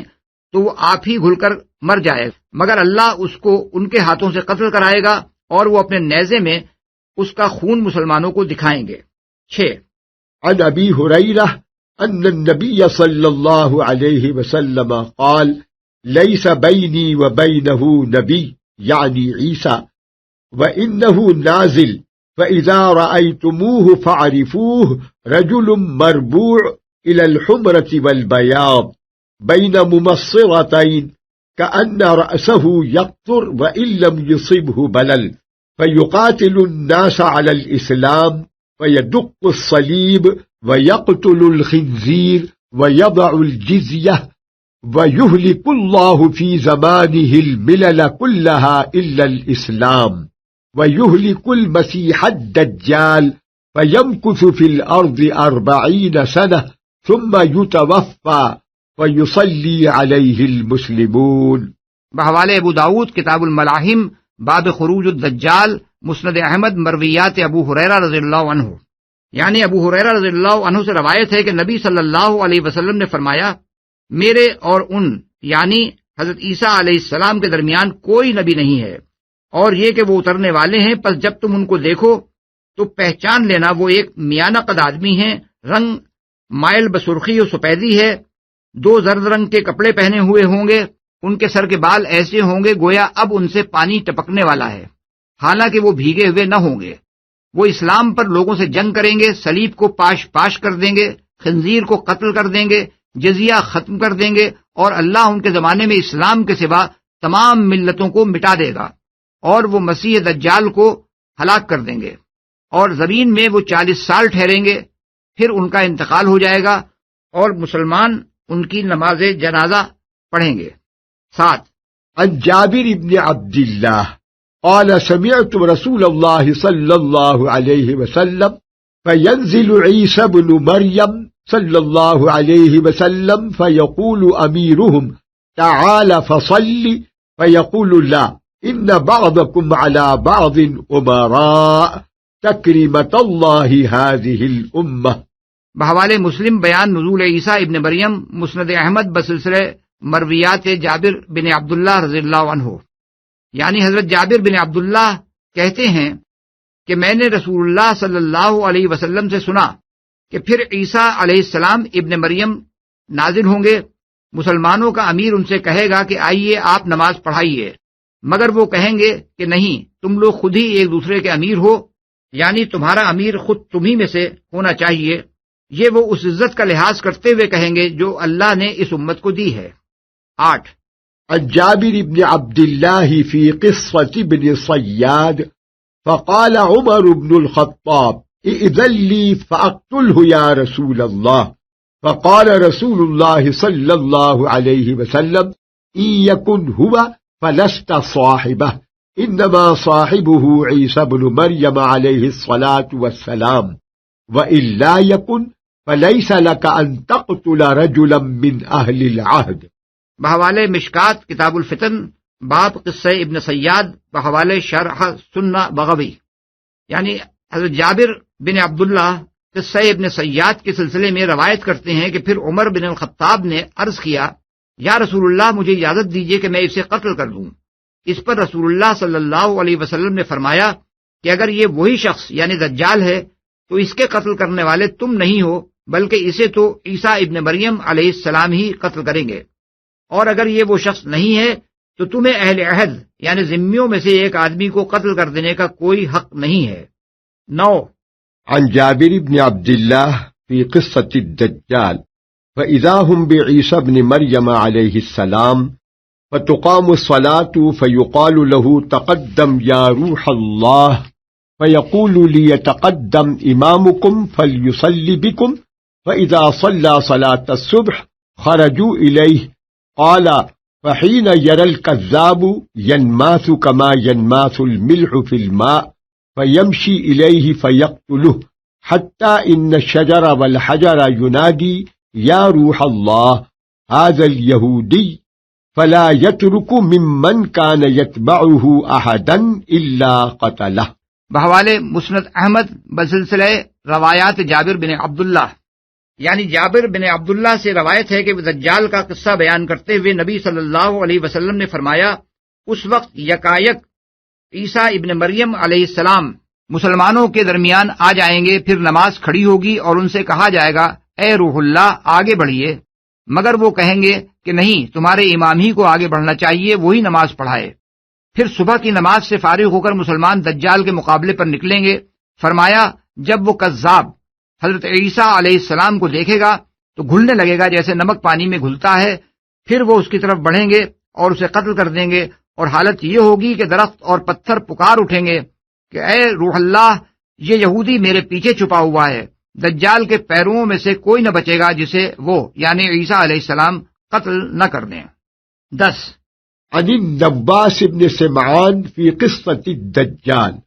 وبينما هو كذلك إذ بعث الله المسيح ابن مريم فينزل عند المنارة البيضاء شرقي دمشق بين مهروزتين واضعا كفيه على أجنحة ملكين، إذا طأطأ رأسه قطر وإذا رفعه تحدر منه جمان كاللؤلؤ، فلا يحل لكافر يجد ريح نفسه إلا مات، ونفسه ينتهي إلى حيث ينتهي طرفه فيطلبه حتى يدركه بباب لد فيقتله۔ بحوالے مسلم ذکر الدجال، ابو داود کتاب الملاحم باب خروج الدجال، ترمذی ابواب الفتن باب فتنۃ الدجال، ابن ماجہ کتاب الفتن باب فتنۃ الدجال۔ یعنی حضرت نواس بن سمان کلابی قصہ دجال بیان کرتے ہوئے روایت کرتے ہیں، اس اثنا میں کہ دجال یہ کچھ کر رہا ہوگا، اللہ تعالیٰ مسیح ابن مریم علیہ السلام کو بھیج دے گا، وہ دمشق کے مشرقی حصے میں سفید مینار کے پاس زرد رنگ کے 2 کپڑے پہنے ہوئے 2 فرشتوں کے بازوؤں پر اپنے ہاتھ رکھے ہوئے اتریں گے۔ جب وہ سر جھکائیں گے تو ایسا محسوس ہوگا کہ قطرے ٹپک رہے ہیں، اور جب سر اٹھائیں گے تو موتی کی طرح قطرے ڈھلکتے نظر آئیں گے۔ ان کے سانس کی ہوا جس کافر تک پہنچے گی اور وہ ان کی حد نظر تک جائے گی، وہ زندہ نہ بچے گا۔ پھر ابن مریم دجال کا پیچھا کریں گے اور لد کے دروازے پر اسے جا پکڑیں گے اور قتل کر دیں گے۔ واضح رہے کہ لڈا فلسطین میں ریاست اسرائیل کے دارالسلطنت تل ابیب سے چند میل کے فاصلے پر واقع ہے، اور یہودیوں نے وہاں بہت بڑا ہوائی اڈہ بنا رکھا ہے۔ 11 عن عبد الله بن عمرو قال قال رسول الله صلى الله عليه وسلم يخرج الدجال في أمتي فيمكث 40، لا أدري 40 يوما أو 40 شهرا أو 40 عاما، فيبعث الله عيسى بن مريم كأنه عربة بن مسعود فيطلبه فيهلكه، ثم يمكث الناس 7 سنين ليس بين اثنين عداوة۔ بحوالے مسلم ذکر الدجال، عبداللہ بن عمر بن العاص کہتے ہیں کہ رسول اللہ صلی اللہ علیہ وسلم نے فرمایا، دجال میری امت میں نکلے گا اور 40، میں نہیں جانتا 40 دن یا 40 مہینے یا 40 سال رہے گا۔ یہ حضرت عبداللہ بن عمر بن عاص کا اپنا قول ہے۔ پھر اللہ عیسیٰ ابن مریم علیہ السلام کو بھیجے گا، ان کا حلیہ عروہ بن مسعود ایک صحابی سے مشابہ ہوگا، وہ اس کا پیچھا کریں گے اور اسے ہلاک کر دیں گے۔ پھر 7 سال تک لوگ اس حال میں رہیں گے کہ 2 آدمیوں کے درمیان بھی عداوت نہ ہوگی۔ 12 عن حذيفة بن أسيد الغفاري قال اطلع النبي صلى الله عليه وسلم علينا ونحن نتذاكر، فقال ما تذكرون؟ قالوا نذكر الساعة، قال إنها لن تقوم حتى ترون قبلها 10 آيات، فذكر الدخان والدجال والدابة وطلوع الشمس من مغربها ونزول عيسى بن مريم ويأجوج ومأجوج و3 خسوف، خسف بالمشرق وخسف بالمغرب وخسف بجزيرة العرب، وآخر ذلك نار تخرج من اليمن تطرد الناس إلى محشرهم۔ بحوالے مسلم کتاب الفتن و اشراط الساعہ ابو داؤد کتاب الملاحم باب امارات الساعہ۔ حذیفہ بن اسید الغفاری کہتے ہیں کہ ایک مرتبہ نبی صلی اللہ علیہ وسلم ہماری مجلس میں تشریف لائے اور ہم آپس میں بات چیت کر رہے تھے۔ آپ نے پوچھا کیا بات ہو رہی ہے؟ لوگوں نے عرض کیا ہم قیامت کا ذکر کر رہے تھے۔ فرمایا وہ ہرگز قائم نہ ہوگی جب تک اس سے پہلے 10 نشانیاں ظاہر نہ ہو جائیں۔ پھر آپ نے وہ 10 نشانیاں یہ بتائیں: 1 دھواں، 2 دجال، 3 دابۃ الارض، 4 سورج کا مغرب سے طلوع ہونا، 5 عیسیٰ ابن مریم کا نزول، 6 یاجوج و ماجوج، 7 3 بڑے خسف یعنی زمین کا دھس جانا، لینڈ سلائیڈ، 1 مشرق میں، 8 دوسرا مغرب میں، 9 تیسرا جزیرۃ العرب میں، 10 سب سے آخر میں ایک زبردست آگ جو یمن سے اٹھے گی اور لوگوں کو ہانکتی ہوئی محشر کی طرف لے جائے گی۔ 13 عن ثوبان مولى رسول الله صلى الله عليه وسلم عن النبي صلى الله عليه وسلم: عصابتان من أمتي أحرزهما الله تعالى من النار، عصابة تغزو الهند وعصابة تكون مع عيسى بن مريم عليه السلام۔ بحوالے نسائی کتاب الجہاد مسند احمد بسلسلہ روایات ثوبان، یعنی نبی صلی اللہ علیہ وسلم کے آزاد کردہ غلام ثوبان روایت کرتے ہیں کہ حضور صلی اللہ علیہ وسلم نے فرمایا میری امت کے 2 لشکر ایسے ہیں جن کو اللہ نے دوزخ کی آگ سے بچا لیا۔ ایک وہ لشکر جو ہندوستان پر حملہ کرے گا، دوسرا وہ جو عیسیٰ ابن مریم علیہ السلام کے ساتھ ہوگا۔ 14 عن مجمع بن جارية قال: سمعت رسول الله صلى الله عليه وسلم يقول: يقتل ابن مريم الدجال بباب لد۔ بحوالے مسند احمد ترمذی ابواب الفتن، مجمع بن جاریہ انصاری کہتے ہیں میں نے رسول اللہ صلی اللہ علیہ وسلم سے سنا کہ ابن مریم دجال کو لد کے دروازے پر قتل کریں گے۔ 15 عن ابی امامة الباہلی في حديث طويل في ذكر الدجال: فبينما إمامهم قد تقدم يصلي بهم الصبح إذ نزل عليهم عيسى بن مريم، فرجع ذلك الإمام ينكس يمشي قهقرا ليتقدم عيسى، فيضع عيسى يده بين كتفيه ثم يقول له: تقدم فصل فإنها لك أقيمت، فيصلي بهم إمامهم، فإذا انصرف قال عيسى عليه السلام: افتحوا الباب، فيفتح ووراءه الدجال ومعه 70,000 يهودي كلهم ذو سيف محلى وساج، فإذا نظر إليه الدجال ذاب كما يذوب الملح في الماء وينطلق هاربا، ويقول عيسى: إن لي فيك ضربة لن تسبقني بها، فيدركه عند باب اللد الشرقي، فيهزم الله اليهود وتملأ الأرض من المسلم كما يملأ الإناء من الماء، وتكون الكلمة واحدة فلا يعبد إلا الله تعالى۔ بحوالے ابن ماجہ کتاب الفتن باب فتنۃ الدجال، یعنی ابو امامہ باہلی ایک طویل حدیث میں دجال کا ذکر کرتے ہوئے روایت کرتے ہیں کہ عین اس وقت جب مسلمانوں کا امام صبح کی نماز پڑھانے کے لیے آگے بڑھ چکا ہوگا، عیسیٰ ابن مریم علیہ السلام ان پر اتر آئیں گے۔ امام پیچھے پلٹے گا تاکہ عیسیٰ علیہ السلام آگے بڑھیں، مگر عیسیٰ علیہ السلام اس کے شانوں کے درمیان ہاتھ رکھ کر کہیں گے کہ نہیں، تم ہی نماز پڑھاؤ کیونکہ یہ تمہارے لیے ہی کھڑی ہوئی ہے۔ چنانچہ وہی نماز پڑھائے گا۔ سلام پھیرنے کے بعد عیسیٰ علیہ السلام کہیں گے کہ دروازہ کھولو، چنانچہ وہ کھولا جائے گا۔ باہر دجال 70,000 مسلح یہودیوں کے ساتھ موجود ہوگا۔ جو ہی کہ عیسیٰ علیہ السلام پر اس کی نظر پڑے گی وہ اس طرح گھلنے لگے گا جیسے نمک پانی میں گھلتا ہے، اور وہ بھاگ نکلے گا۔ عیسیٰ علیہ السلام کہیں گے میرے پاس تیرے لیے ایک ایسی ضرب ہے جس سے تو بچ کر نہ جا سکے گا۔ پھر وہ اسے لد کے مشرقی دروازے پر جا لیں گے اور اللہ یہودیوں کو ہرا دے گا، اور زمین مسلمانوں سے اس طرح بھر جائے گی جیسے برتن پانی سے بھر جائے۔ سب دنیا کا کلمہ ایک ہو جائے گا اور اللہ تعالیٰ کے سوا کسی کی عبادت نہ ہوگی۔ 16 عن عثمان بن ابي العاص قال سمعت رسول الله صلى الله عليه وسلم يقول وينزل عيسى بن مريم عليه السلام عند صلاة الفجر فيقول له أميرهم يا روح الله تقدم صل، فيقول هذه الأمة بعضهم أمراء على بعض،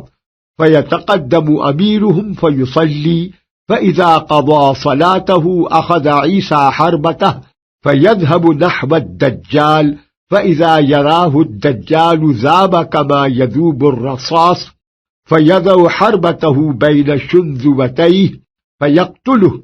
وينهزم أصحابه، ليس يومئذ شيء يباري منهم أحدا، حتى إن الشجر ليقول يا مؤمن هذا كافر، ويقول الحجر يا مؤمن هذا كافر۔ بحوالے مسند احمد، طبرانی، حاکم۔ یعنی عثمان بن ابی العاص کہتے ہیں کہ میں نے رسول اللہ صلی اللہ علیہ وسلم کو یہ فرماتے سنا ہے، اور عیسیٰ ابن مریم علیہ السلام فجر کی نماز کے وقت اتر آئیں گے۔ مسلمانوں کا امیر ان سے کہے گا کہ اے روح اللہ، آپ نماز پڑھائیے۔ وہ جواب دیں گے کہ اس امت کے لوگ خود ہی ایک دوسرے پر امیر ہیں۔ تب مسلمانوں کا امیر آگے بڑھ کر نماز پڑھائے گا، پھر نماز سے فارغ ہو کر عیسیٰ علیہ السلام اپنا حربہ لے کر دجال کی طرف چلیں گے۔ وہ جب ان کو دیکھے گا تو اس طرح پگھلے گا جیسے سیسا پگھلتا ہے۔ عیسیٰ علیہ السلام اپنے حربے سے اس کو ہلاک کر دیں گے اور اس کے ساتھی شکست کھا کر بھاگیں گے، مگر کہیں انہیں چھپنے کو جگہ نہ ملے گی، حتیٰ کہ درخت پکاریں گے کہ اے مومن یہ کافر یہاں موجود ہے، اور پتھر پکاریں گے کہ اے مومن یہ کافر یہاں موجود ہے۔ 17 عن سمرة بن جندب عن النبي صلى الله عليه وسلم في حديث طويل فيصبح فيهم عيسى بن مريم فيهزمه الله وجنوده حتى إن أجزم الحائط وأصل الشجر لينادي يا مؤمن هذا كافر يستتر بي فتعال اقتله۔ بحوالے مسند احمد، حاکم۔ سمورہ بن جندب ایک طویل حدیث میں نبی صلی اللہ علیہ وسلم سے روایت کرتے ہیں، پھر صبح کے وقت مسلمانوں کے درمیان عیسیٰ ابن مریم علیہ السلام آ جائیں گے اور اللہ دجال اور اس کے لشکروں کو شکست دے گا، یہاں تک کہ دیواریں اور درختوں کی جڑیں پکار اٹھیں گی کہ اے مومن یہ کافر میرے پیچھے چھپا ہوا ہے، آ اور اسے قتل کر۔ 18 عن عمران بن حسين أن رسول الله صلى الله عليه وسلم قال لا تزال طائفة من أمتي على الحق ظاهرين على من نابأهم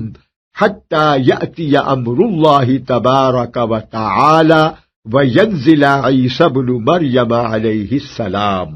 بحوالے مسند احمد، یعنی عمران بن حسین سے روایت ہے کہ رسول اللہ صلی اللہ علیہ وسلم نے فرمایا میری امت میں ہمیشہ ایک گروہ ایسا موجود رہے گا جو حق پر قائم اور مخالفین پر بھاری ہوگا، یہاں تک کہ اللہ تبارک و تعالیٰ کا فیصلہ آ جائے اور عیسیٰ ابن مریم علیہ السلام نازل ہو جائیں۔ 19 عن عائشة رضي الله عنها في قصة الدجال فينزل عيسى عليه السلام فيقتله ثم يمكث عيسى عليه السلام في الأرض 40 سنة إماما عادلا وحكما مقسطا۔ بحوالے مسند احمد، یعنی حضرت عائشہ رضی اللہ عنہا دجال کے قصے میں روایت کرتی ہیں، پھر عیسیٰ علیہ السلام اتریں گے اور دجال کو قتل کریں گے۔ اس کے بعد عیسیٰ علیہ السلام 40 سال تک زمین میں ایک امام عادل اور حاکم منصف کی حیثیت سے رہیں گے۔ 20 عن سفينة مولى رسول الله صلى الله عليه وسلم في قصة الدجال فينزل عيسى عليه السلام فيقتله الله تعالى عند عقبة أفيق۔ بحوالے مسند احمد، رسول اللہ صلی اللہ علیہ وسلم کے آزاد کردہ غلام سفینہ دجال کے قصے میں روایت کرتے ہیں، پھر عیسیٰ علیہ السلام نازل ہوں گے اور اللہ تعالی دجال کو افیق کی گھاٹی کے قریب ہلاک کر دے گا۔ افیق، جسے آج کل فیق کہتے ہیں، شام اور اسرائیل کی سرحد پر موجودہ ریاست شام کا آخری شہر ہے۔ اس کے آگے مغرب کی جانب چند میل کے فاصلے پر طبریہ نامی جھیل ہے، جس میں سے دریائے اردن نکلتا ہے، اور اس کے جنوب مغرب کی طرف پہاڑوں کے درمیان ایک نشیبی راستہ ہے جو تقریباً 1500-2000 فیٹ تک گہرائی میں اتر کر اس مقام پر پہنچتا ہے جہاں سے دریائے اردن تبریہ میں سے نکلتا ہے۔ اسی پہاڑی راستے کو عقبہ عفیق یعنی عفیق کی گھاٹی کہتے ہیں۔ 21 عن حذيفة في ذكر الدجال فلما قاموا يصلون نزل عيسى بن مريم أمامهم فصلى بهم فلما انصرف قال هكذا فرجوا بيني وبين عدو الله ويسلط الله عليهم المسلمين فيقتلونهم حتى إن الشجر والحجر لينادي يا عبد الله يا عبد الرحمن يا مسلم هذا اليهودي فاقتلهم فيفنيهم الله تعالى ويظهر المسلمون فيكسرون الصليب ويقتلون الخنزير ويضعون الجزية۔ بحوالے مستدرک حاکم مسلم میں بھی یہ روایت اختصار کے ساتھ آئی ہے، اور حافظ ابن حجر نے فتح الباری جلد 6 صفحہ 450 میں اسے صحیح قرار دیا ہے۔ یعنی حضرت حذیفہ بن یمان دجال کا ذکر کرتے ہوئے بیان کرتے ہیں، پھر جب مسلمان نماز پڑھنے کے لیے کھڑے ہوں گے تو ان کی آنکھوں کے سامنے عیسیٰ ابن مریم اتر آئیں گے اور وہ مسلمانوں کو نماز پڑھائیں گے، پھر سلام پھیرنے کے بعد لوگوں سے کہیں گے کہ میرے اور اس دشمن خدا کے درمیان سے ہٹ جاؤ، اور اللہ دجال کے ساتھیوں پر مسلمانوں کو مسلط کر دے گا اور مسلمان انہیں خوب ماریں گے، یہاں تک کہ درخت اور پتھر پکار اٹھیں گے، اے عبداللہ، اے عبد الرحمن، اے مسلمان، یہ رہا ایک یہودی، مار اسے۔ اس طرح اللہ ان کو فنا کر دے گا اور مسلمان غالب ہوں گے اور صلیب توڑ دیں گے، خنزیر کو قتل کر دیں گے اور جزیہ ساقط کر دیں گے۔ یہ جملہ 21 روایات ہیں جو 14 صحابیوں سے صحیح سندوں کے ساتھ حدیث کی معتبر ترین کتابوں میں وارد ہوئی ہیں،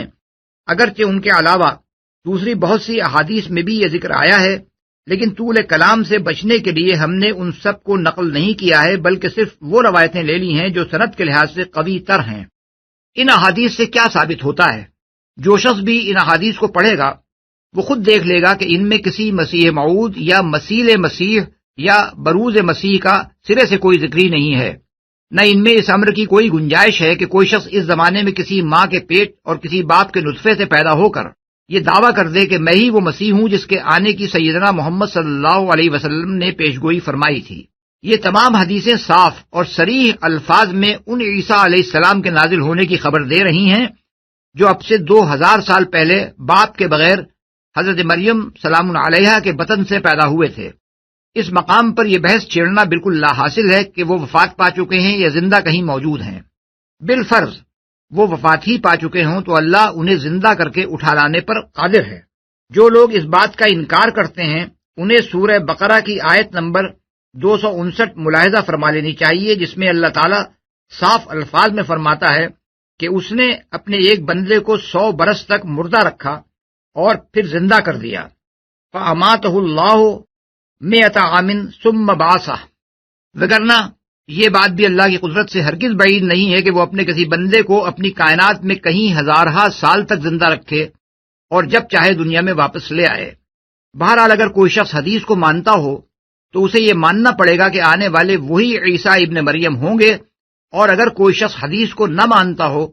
تو وہ سرے سے کسی آنے والے کی آمد کا قائل ہی نہیں ہو سکتا، کیونکہ آنے والے کی آمد کا عقیدہ احادیث کے سوا کسی اور چیز پر مبنی نہیں ہے۔ لیکن یہ ایک عجیب مذاق ہے کہ آنے والے کی آمد کا عقیدہ تو لے لیا جائے احادیث سے، اور پھر انہی احادیث کی اس تصریح کو نظر انداز کر دیا جائے کہ وہ آنے والے عیسیٰ ابن مریم علیہ السلام ہوں گے، نہ کہ کوئی مسیح مسیح۔ دوسری بات جو اتنی وضاحت کے ساتھ ان احادیث سے ظاہر ہوتی ہے وہ یہ ہے کہ حضرت عیسیٰ ابن مریم علیہ السلام کا یہ دوبارہ نزول نبی مقرر ہو کر آنے والے شخص کی حیثیت سے نہیں ہوگا، نہ ان پر وحی نازل ہوگی، نہ وہ خدا کی طرف سے کوئی نیا پیغام یا نئے احکام لائیں گے، نہ وہ شریعت محمدی میں کوئی اضافہ یا کوئی کمی کریں گے، نہ ان کو تجدید دین کے لیے دنیا میں لایا جائے گا، نہ وہ آ کر لوگوں کو اپنے اوپر ایمان لانے کی دعوت دیں گے، اور نہ وہ اپنے ماننے والوں کی ایک الگ امت بنائیں گے۔ علماء اسلام نے اس مسئلے کو پوری وضاحت کے ساتھ بیان کر دیا ہے۔ علامہ تفتزانی 722 تا 792 ہجری شرح عقائد نصفی میں لکھتے ہیں، یہ ثابت ہے کہ محمد صلی اللہ علیہ وسلم آخری نبی ہیں۔ اگر کہا جائے کہ آپ کے بعد عیسیٰ علیہ السلام کے نزول کا ذکر احادیث میں آیا ہے تو ہم کہیں گے کہ ہاں آیا ہے، مگر وہ محمد صلی اللہ علیہ وسلم کے تابع ہوں گے، کیونکہ ان کی شریعت تو منسوخ ہو چکی ہے، اس لیے نہ ان کی طرف وحی ہوگی اور نہ وہ احکام مقرر کریں گے، بلکہ وہ رسول اللہ صلی اللہ علیہ وسلم کے نائب کی حیثیت سے کام کریں گے۔ اور یہی بات علامہ آلوسی تصفیر روح المعانی میں کہتے ہیں، پھر عیسیٰ علیہ السلام جب نازل ہوں گے تو وہ اپنی سابق نبوت پر باقی ہوں گے، بہرحال اس سے معزول تو نہ ہو جائیں گے، مگر وہ اپنی پچھلی شریعت کے پیرو نہ ہوں گے، کیونکہ وہ ان کے اور دوسرے سب لوگوں کے حق میں منسوخ ہو چکی ہے، اور اب وہ اصول اور فروع میں اس شریعت کی پیروی پر مکلف ہوں گے، لہذا ان پر نہ اب وحی آئے گی اور نہ انہیں احکام مقرر کرنے کا اختیار ہوگا، بلکہ وہ رسول اللہ صلی اللہ علیہ وسلم کے نائب اور آپ کی امت میں ملت محمدیہ کے حاکموں میں سے ایک حاکم کی حیثیت سے کام کریں گے۔ امام رازی اس بات کو اور زیادہ وضاحت کے ساتھ اس طرح بیان کرتے ہیں، انبیاء کا دور محمد صلی اللہ علیہ وسلم کی بعثت تک تھا، جب آپ صلی اللہ علیہ وسلم مبعوث ہو گئے تو انبیاء کی آمد کا زمانہ ختم ہو گیا۔ اب یہ بات بعید از قیاس نہیں ہے کہ حضرت عیسیٰ نازل ہونے کے بعد محمد صلی اللہ علیہ وسلم کے تابع ہوں گے، وہ صرف ایک کار خاص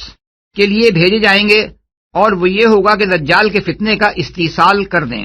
اس غرض کے لیے وہ ایسے طریقے سے نازل ہوں گے کہ جن مسلمانوں کے درمیان ان کا نزول ہوگا انہیں اس امر میں کوئی شک نہ رہے گا کہ یہ عیسیٰ ابن مریم علیہ السلام ہی ہیں جو رسول اللہ صلی اللہ علیہ وسلم کی پیشین گوئیوں کے مطابق ٹھیک وقت پر تشریف لائے ہیں۔ وہ آ کر مسلمانوں کی جماعت میں شامل ہو جائیں گے، جو بھی مسلمانوں کا امام اس وقت ہوگا اسی کے پیچھے نماز پڑھیں گے۔ اگرچہ دو روایتوں نمبر 5 اور 21 میں بیان کیا گیا ہے کہ حضرت عیسیٰ علیہ السلام نازل ہونے کے بعد پہلی نماز خود پڑھائیں گے، لیکن بیشتر اور قوی تر روایات نمبر 3، 7، 9، 15 اور 16 یہی کہتی ہیں کہ وہ نماز میں امامت کرانے سے انکار کریں گے، اور جو اس وقت مسلمانوں کا امام ہوگا اسی کو آگے بڑھائیں گے۔ اسی بات کو محدثین اور مفسرین نے بالاتفاق تسلیم کیا ہے، اور جو بھی اس وقت مسلمانوں کا امیر ہوگا اسی کو آگے رکھیں گے، تاکہ اس شبے کی کوئی ادنا سی گنجائش بھی نہ رہے کہ وہ اپنی سابق پیغمبرانہ حیثیت کی طرح اب پھر پیغمبری کے فرائض انجام دینے کے لیے واپس آئے ہیں۔ ظاہر ہے کہ کسی جماعت میں اگر خدا کا پیغمبر موجود ہو تو نہ اس کا کوئی امام دوسرا شخص ہو سکتا ہے اور نہ امیر، پس جب وہ مسلمانوں کی جماعت میں آ کر محض ایک فرد کی حیثیت سے شامل ہوں گے تو یہ گویا خود بخود اس امر کا اعلان ہوگا کہ وہ پیغمبر کی حیثیت سے تشریف نہیں لائے ہیں، اور اس بنا پر ان کی آمد سے مہر نبوت کے ٹوٹنے کا قطعاً کوئی سوال پیدا نہ ہوگا۔ ان کا آنا بلا تشبیہ اسی نوعیت کا ہوگا جیسے ایک صدر ریاست کے دور میں کوئی سابق صدر آئے اور وقت کے صدر کی ماتحتی میں مملکت کی کوئی خدمت انجام دے۔ ایک معمولی سمجھ بوجھ کا آدمی بھی یہ بات بخوبی سمجھ سکتا ہے کہ ایک صدر کے دور میں کسی سابق صدر کے محض آ جانے سے آئین نہیں ٹوٹتا، البتہ دو صورتوں میں آئین کی خلاف ورزی لازم آتی ہے، ایک یہ کہ سابق صدر آ کر پھر سے فرائض صدارت سنبھالنے کی کوشش کرے، دوسرے یہ کہ کوئی شخص اس کی سابق صدارت کا بھی انکار کر دے، کیونکہ یہ ان تمام کاموں کے جواز کو چیلنج کرنے کا ہم مانی ہوگا جو اس کے دور صدارت میں انجام پائے تھے۔ ان دونوں صورتوں میں سے کوئی صورت بھی نہ ہو تو بجائے خود سابق صدر کی آمد آئینی پوزیشن میں کوئی تبدیلی نہیں کر سکتی۔ یہی معاملہ حضرت عیسیٰ علیہ السلام کی آمد ثانی کا بھی ہے کہ ان کے محض آ جانے سے ختم نبوت نہیں ٹوٹتی، البتہ اگر وہ آ کر پھر نبوت کا منصب سنبھال لیں اور فرائض نبوت انجام دینے شروع کر دیں، یا کوئی شخص ان کی سابق نبوت کا بھی انکار کر دے تو اس سے اللہ تعالیٰ کے آئین نبوت کی خلاف ورزی لازم آئے گی۔ احادیث نے پوری وضاحت کے ساتھ دونوں صورتوں کا سدباب کر دیا ہے۔ ایک طرف وہ تصریح کرتی ہیں کہ محمد صلی اللہ علیہ وسلم کے بعد کوئی نبوت نہیں ہے، اور دوسری طرف وہ خبر دیتی ہیں کہ عیسیٰ ابن مریم علیہ السلام دوبارہ نازل ہوں گے۔ اس سے صاف ظاہر ہو جاتا ہے کہ ان کی یہ آمد ثانی منصب نبوت کے فرائض انجام دینے کے لیے نہ ہوگی۔ اسی طرح ان کی آمد سے مسلمانوں کے اندر کفر و ایمان کا بھی کوئی نیا سوال پیدا نہ ہوگا۔ ان کی سابقہ نبوت پر تو آج بھی اگر کوئی ایمان نہ لائے تو کافر ہو جائے۔ محمد صلی اللہ علیہ وسلم خود ان کی اس نبوت پر ایمان رکھتے تھے، اور آپ کی ساری امت ابتدا سے ان کی مومن ہے۔ یہی حیثیت اس وقت بھی ہوگی۔ مسلمان کسی تازہ نبوت پر ایمان نہ لائیں گے، بلکہ عیسیٰ ابن مریم علیہ السلام کی سابقہ نبوت ہی پر ایمان رکھیں گے، جس طرح آج رکھتے ہیں۔ یہ چیز نہ آج ختم نبوت کے خلاف ہے نہ اس وقت ہوگی۔ آخری بات جو ان احادیث سے اور بکثرت دوسری احادیث سے بھی معلوم ہوتی ہے وہ یہ ہے کہ دجال جس کے فتنہ عظیم کا استحصال کرنے کے لیے حضرت عیسیٰ ابن مریم علیہ السلام کو بھیجا جائے گا یہودیوں میں سے ہوگا اور اپنے آپ کو مسیح کی حیثیت سے پیش کرے گا۔ اس معاملے کی حقیقت کوئی شخص نہیں سمجھ سکتا جب تک وہ یہودیوں کی تاریخ اور ان کے مذہبی تصورات سے واقف نہ ہو۔ حضرت سلیمان علیہ السلام کی وفات کے بعد جب بنی اسرائیل پے در پے تنزل کی حالت میں مبتلا ہوتے چلے گئے، یہاں تک کہ آخر کار بابل اور اسیریا کی سلطنتوں نے ان کو غلام بنا کر زمین میں تتر بتر کر دیا، تو انبیاء بنی اسرائیل نے ان کو خوشخبری دینی شروع کی کہ خدا کی طرف سے ایک مسیح آنے والا ہے جو ان کو اس ذلت سے نجات دلائے گا۔ ان پیشین گوئیوں کی بنا پر یہودی ایک مسیح کی آمد کے متوقع تھے جو بادشاہ ہو، لڑ کر ملک فتح کرے، بنی اسرائیل کو ملک سے لا کر فلسطین میں جمع کر دے اور ان کی ایک زبردست سلطنت قائم کر دے۔ لیکن ان کی ان توقعات کے خلاف جب حضرت عیسیٰ ابن مریم علیہ السلام خدا کی طرف سے مسیح ہو کر آئے اور کوئی لشکر ساتھ نہ لائے تو یہودیوں نے ان کی مسیحیت تسلیم کرنے سے انکار کر دیا اور انہیں ہلاک کرنے کے درپے ہو گئے۔ اس وقت سے آج تک دنیا بھر کے یہودی اس مسیح موعود یعنی پرومسڈ مسیح کے منتظر ہیں جس کے آنے کی خوشخبریاں ان کو دی گئی تھیں۔ ان کا لٹریچر اس آنے والے دور کے سہانے خوابوں سے بھرا پڑا ہے۔ تلمود اور ربیوں کے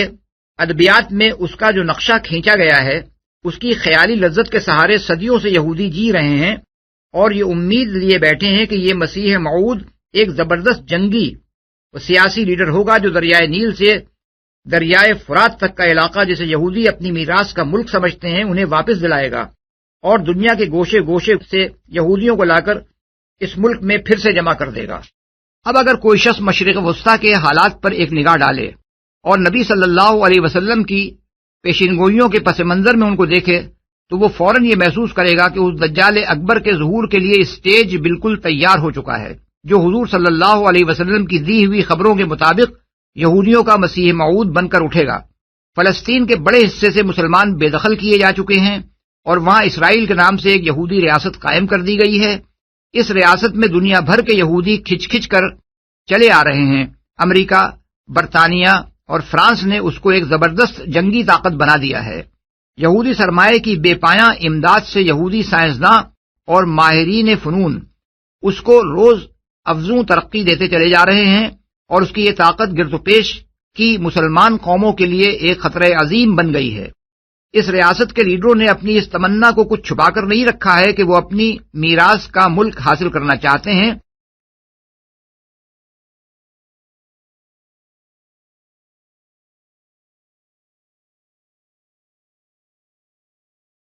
مستقبل کی یہودی سلطنت کا جو نقشہ وہ ایک مدت سے کھلم کھلا شائع کر رہے ہیں وہ سب کے سامنے ہے۔ اس سے ظاہر ہوتا ہے کہ وہ پورا شام، پورا لبنان، پورا اردن اور تقریباً سارا عراق لینے کے علاوہ ٹرکی سے اسکندرون، مصر سے سینا اور ڈیلٹا کا علاقہ اور سعودی عرب سے بالائی حجاز و نجد کا علاقہ لینا چاہتے ہیں جس میں مدینہ منورہ بھی شامل ہے۔ ان حالات کو دیکھتے ہوئے صاف محسوس ہوتا ہے کہ آئندہ کسی عالمگیر جنگ کی ہڑبونگ سے فائدہ اٹھا کر وہ ان علاقوں پر قبضہ کرنے کی کوشش کریں گے اور ٹھیک اس موقع پر وہ دجال اکبر ان کا مسیح موعود بن کر اٹھے گا جس کے ظہور کی خبر دینے ہی پر نبی صلی اللہ علیہ وسلم نے اکتفا نہیں فرمایا ہے بلکہ یہ بھی بتا دیا ہے کہ اس زمانے میں مسلمانوں پر مصائب کے ایسے پہاڑ ٹوٹیں گے کہ ایک دن ایک سال کے برابر محسوس ہوگا۔ اسی بنا پر آپ فتنہ مسیح دجال سے خود بھی خدا کی پناہ مانگتے تھے اور اپنی امت کو بھی پناہ مانگنے کی تلقین فرماتے تھے۔ اس مسیح دجال کا مقابلہ کرنے کے لیے اللہ تعالیٰ کسی مثیل مسیح کو نہیں بلکہ اس اصلی مسیح کو نازل فرمائے گا جسے 2000 برس پہلے یہودیوں نے ماننے سے انکار کر دیا تھا اور جسے وہ اپنی دانست میں صلیب پر چڑھا کر ٹھکانے لگا چکے تھے۔ اس حقیقی مسیح کے نزول کی جگہ ہندوستان یا افریقہ یا امریکہ میں نہیں بلکہ دمشق میں ہوگی، کیونکہ یہی مقام اس وقت عین محاذ جنگ پر ہوگا۔ اس میں آپ دیکھیں گے کہ اسرائیل کی سرحد سے دمشق بمشکل 50-60 میل کے فاصلے پر ہے۔ پہلے جو احادیث ہم نقل کر آئے ہیں ان کا مضمون اگر آپ کو یاد ہے تو آپ کو یہ سمجھنے میں کوئی زحمت نہ ہوگی کہ مسیح دجال 70,000 یہودیوں کا لشکر لے کر شام میں گھسے گا اور دمشق کے سامنے جا پہنچے گا۔ ٹھیک اس نازک موقع پر دمشق کے مشرقی حصے میں ایک سفید مینار کے قریب حضرت عیسیٰ ابن مریم علیہ السلام صبح دم نازل ہوں گے اور نماز فجر کے بعد مسلمانوں کو اس کے مقابلے پر لے کر نکلیں گے۔ ان کے حملے سے دجال پسپا ہو کر عفیق کی گھاٹی سے ملاحظہ و حدیث نمبر 21 اسرائیل کی طرف پلٹے گا اور وہ اس کا تعاقب کریں گے۔ آخر کار لد کے ہوائی اڈے پر پہنچ کر وہ ان کے ہاتھ سے مارا جائے گا، حدیث نمبر 10، 14 اور 15۔ اس کے بعد یہودی چن چن کر قتل کیے جائیں گے اور ملت یہود کا خاتمہ ہو جائے گا، حدیث نمبر 9، 15 اور 21۔ عیسائیت بھی حضرت عیسیٰ کی طرف سے اظہار حقیقت ہو جانے کے بعد ختم ہو جائے گی، حدیث نمبر 1، 2، 4 اور 6۔ اور تمام ملتیں ایک ہی ملت مسلمہ میں ضم ہو جائیں گی، حدیث نمبر 6 اور 15۔ یہ ہے وہ حقیقت جو کسی اشتباہ کے بغیر احادیث میں صاف نظر آتی ہے۔ اس کے بعد اس امر میں کیا شک باقی رہ جاتا ہے کہ مسیح موعود کے نام سے جو کاروبار ہمارے ملک میں پھیلایا گیا ہے وہ ایک جال سازی سے بڑھ کر کچھ نہیں ہے۔ اس جال سازی کا سب سے زیادہ مضحکہ انگیز پہلو یہ ہے کہ جو صاحب اپنے آپ کو ان پیشین گوئیوں کا مصداق قرار دیتے ہیں، انہوں نے خود عیسیٰ ابن مریم بننے کے لیے یہ دلچسپ تعویل فرمائی ہے۔ اس نے یعنی اللہ تعالیٰ نے براہین احمدیہ کے تیسرے حصے میں میرا نام مریم رکھا، پھر جیسا کہ براہین احمدیہ سے ظاہر ہے 2 برس تک صفت مریمیت میں نے پرورش پائی، پھر مریم سلام علیہا کی طرح عیسیٰ علیہ السلام کی روح مجھ میں نفخ کی گئی اور استعارے کے رنگ میں مجھے حاملہ ٹھہرایا گیا، اور آخر کئی مہینے کے بعد جو 10 مہینے سے زیادہ نہیں، بذریعے اس الہام کے جو سب سے آخر براہین احمدیہ کے حصے چہارم میں درج ہے، مجھے مریم سے عیسیٰ علیہ السلام بنایا گیا۔ پس اس طور سے میں ابن مریم ٹھہرا، بحوالے کشتی نوح صفحے 87، 88 اور 89۔ یعنی پہلے مریم بنے، پھر خود ہی حاملہ ہوئے، پھر اپنے پیٹ سے آپ عیسیٰ ابن مریم بن کر تولد ہو گئے۔ اس کے بعد یہ مشکل پیش آئی کہ عیسیٰ ابن مریم علیہ السلام کا نزول تو احادیث کی روح سے دمشق میں ہونا تھا، جو کئی ہزار برس سے شام کا ایک مشہور و معروف مقام ہے اور آج بھی دنیا کے نقشے پر اسی نام سے موجود ہے۔ یہ مشکل ایک دوسری پر لطف تعویل سے یوں رفع کی گئی۔ واضح ہو کہ دمشق کے لفظ کی تعبیر میں میرے پر من جانب اللہ یہ ظاہر کیا گیا ہے کہ اس جگہ ایسے قصبے کا نام دمشق رکھا گیا ہے جس میں ایسے لوگ رکھتے ہیں جو یزید التبع اور یزید پلید کی عادات و خیالات کے پیرو ہیں۔ یہ قصبہ قادیان بوجہ اس کے کہ اکثر یزید التبع لوگ اس میں سکونت رکھتے ہیں، دمشق سے ایک مشابہت اور مناسبت رکھتا ہے۔ بحوالے حاشیے ازال اوہام صفحہ 63 تا 73۔ پھر ایک اور الجھن یہ باقی رہ گئی کہ احادیث کی روح سے ابن مریم کو ایک سفید مینارے کے پاس اترنا تھا، چنانچہ اس کا حل یہ نکالا گیا کہ مسیح صاحب نے آ کر اپنا مینارہ خود بنوا لیا۔ اب اسے کون دیکھتا ہے کہ احادیث کی روح سے مینارہ وہاں ابن مریم علیہ السلام کے نزول سے پہلے موجود ہونا چاہیے تھا، اور یہاں وہ مسیح موعود صاحب کی تشریف آوری کے بعد تعمیر کیا گیا۔ آخری اور زبردست الجھن یہ تھی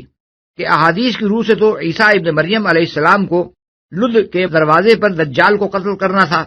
اس مشکل کو رفع کرنے کی فکر میں پہلے طرح طرح کی تعویلیں کی گئیں۔ کبھی تسلیم کیا گیا کہ لد بیت المقدس کے دیہات میں سے ایک گاؤں کا نام ہے، بحوالے ازال اوہام شائع کردہ انجمن احمدیہ لاہور بتقطیع خرد صفحہ 220۔ پھر کہا گیا کہ لد ان لوگوں کو کہتے ہیں جو بیجا جھگڑا کرنے والے ہوں۔ جب دجال کے بیجا جھگڑے کمال تک پہنچ جائیں گے تب مسیح موعود ظہور کرے گا اور اس کے تمام جھگڑوں کا خاتمہ کر دے گا، بحوالے ازال اوہام صفحہ 730۔ لیکن جب اس سے بھی بات نہ بنی تو صاف کہہ دیا گیا کہ لد سے مراد لدھیانہ ہے،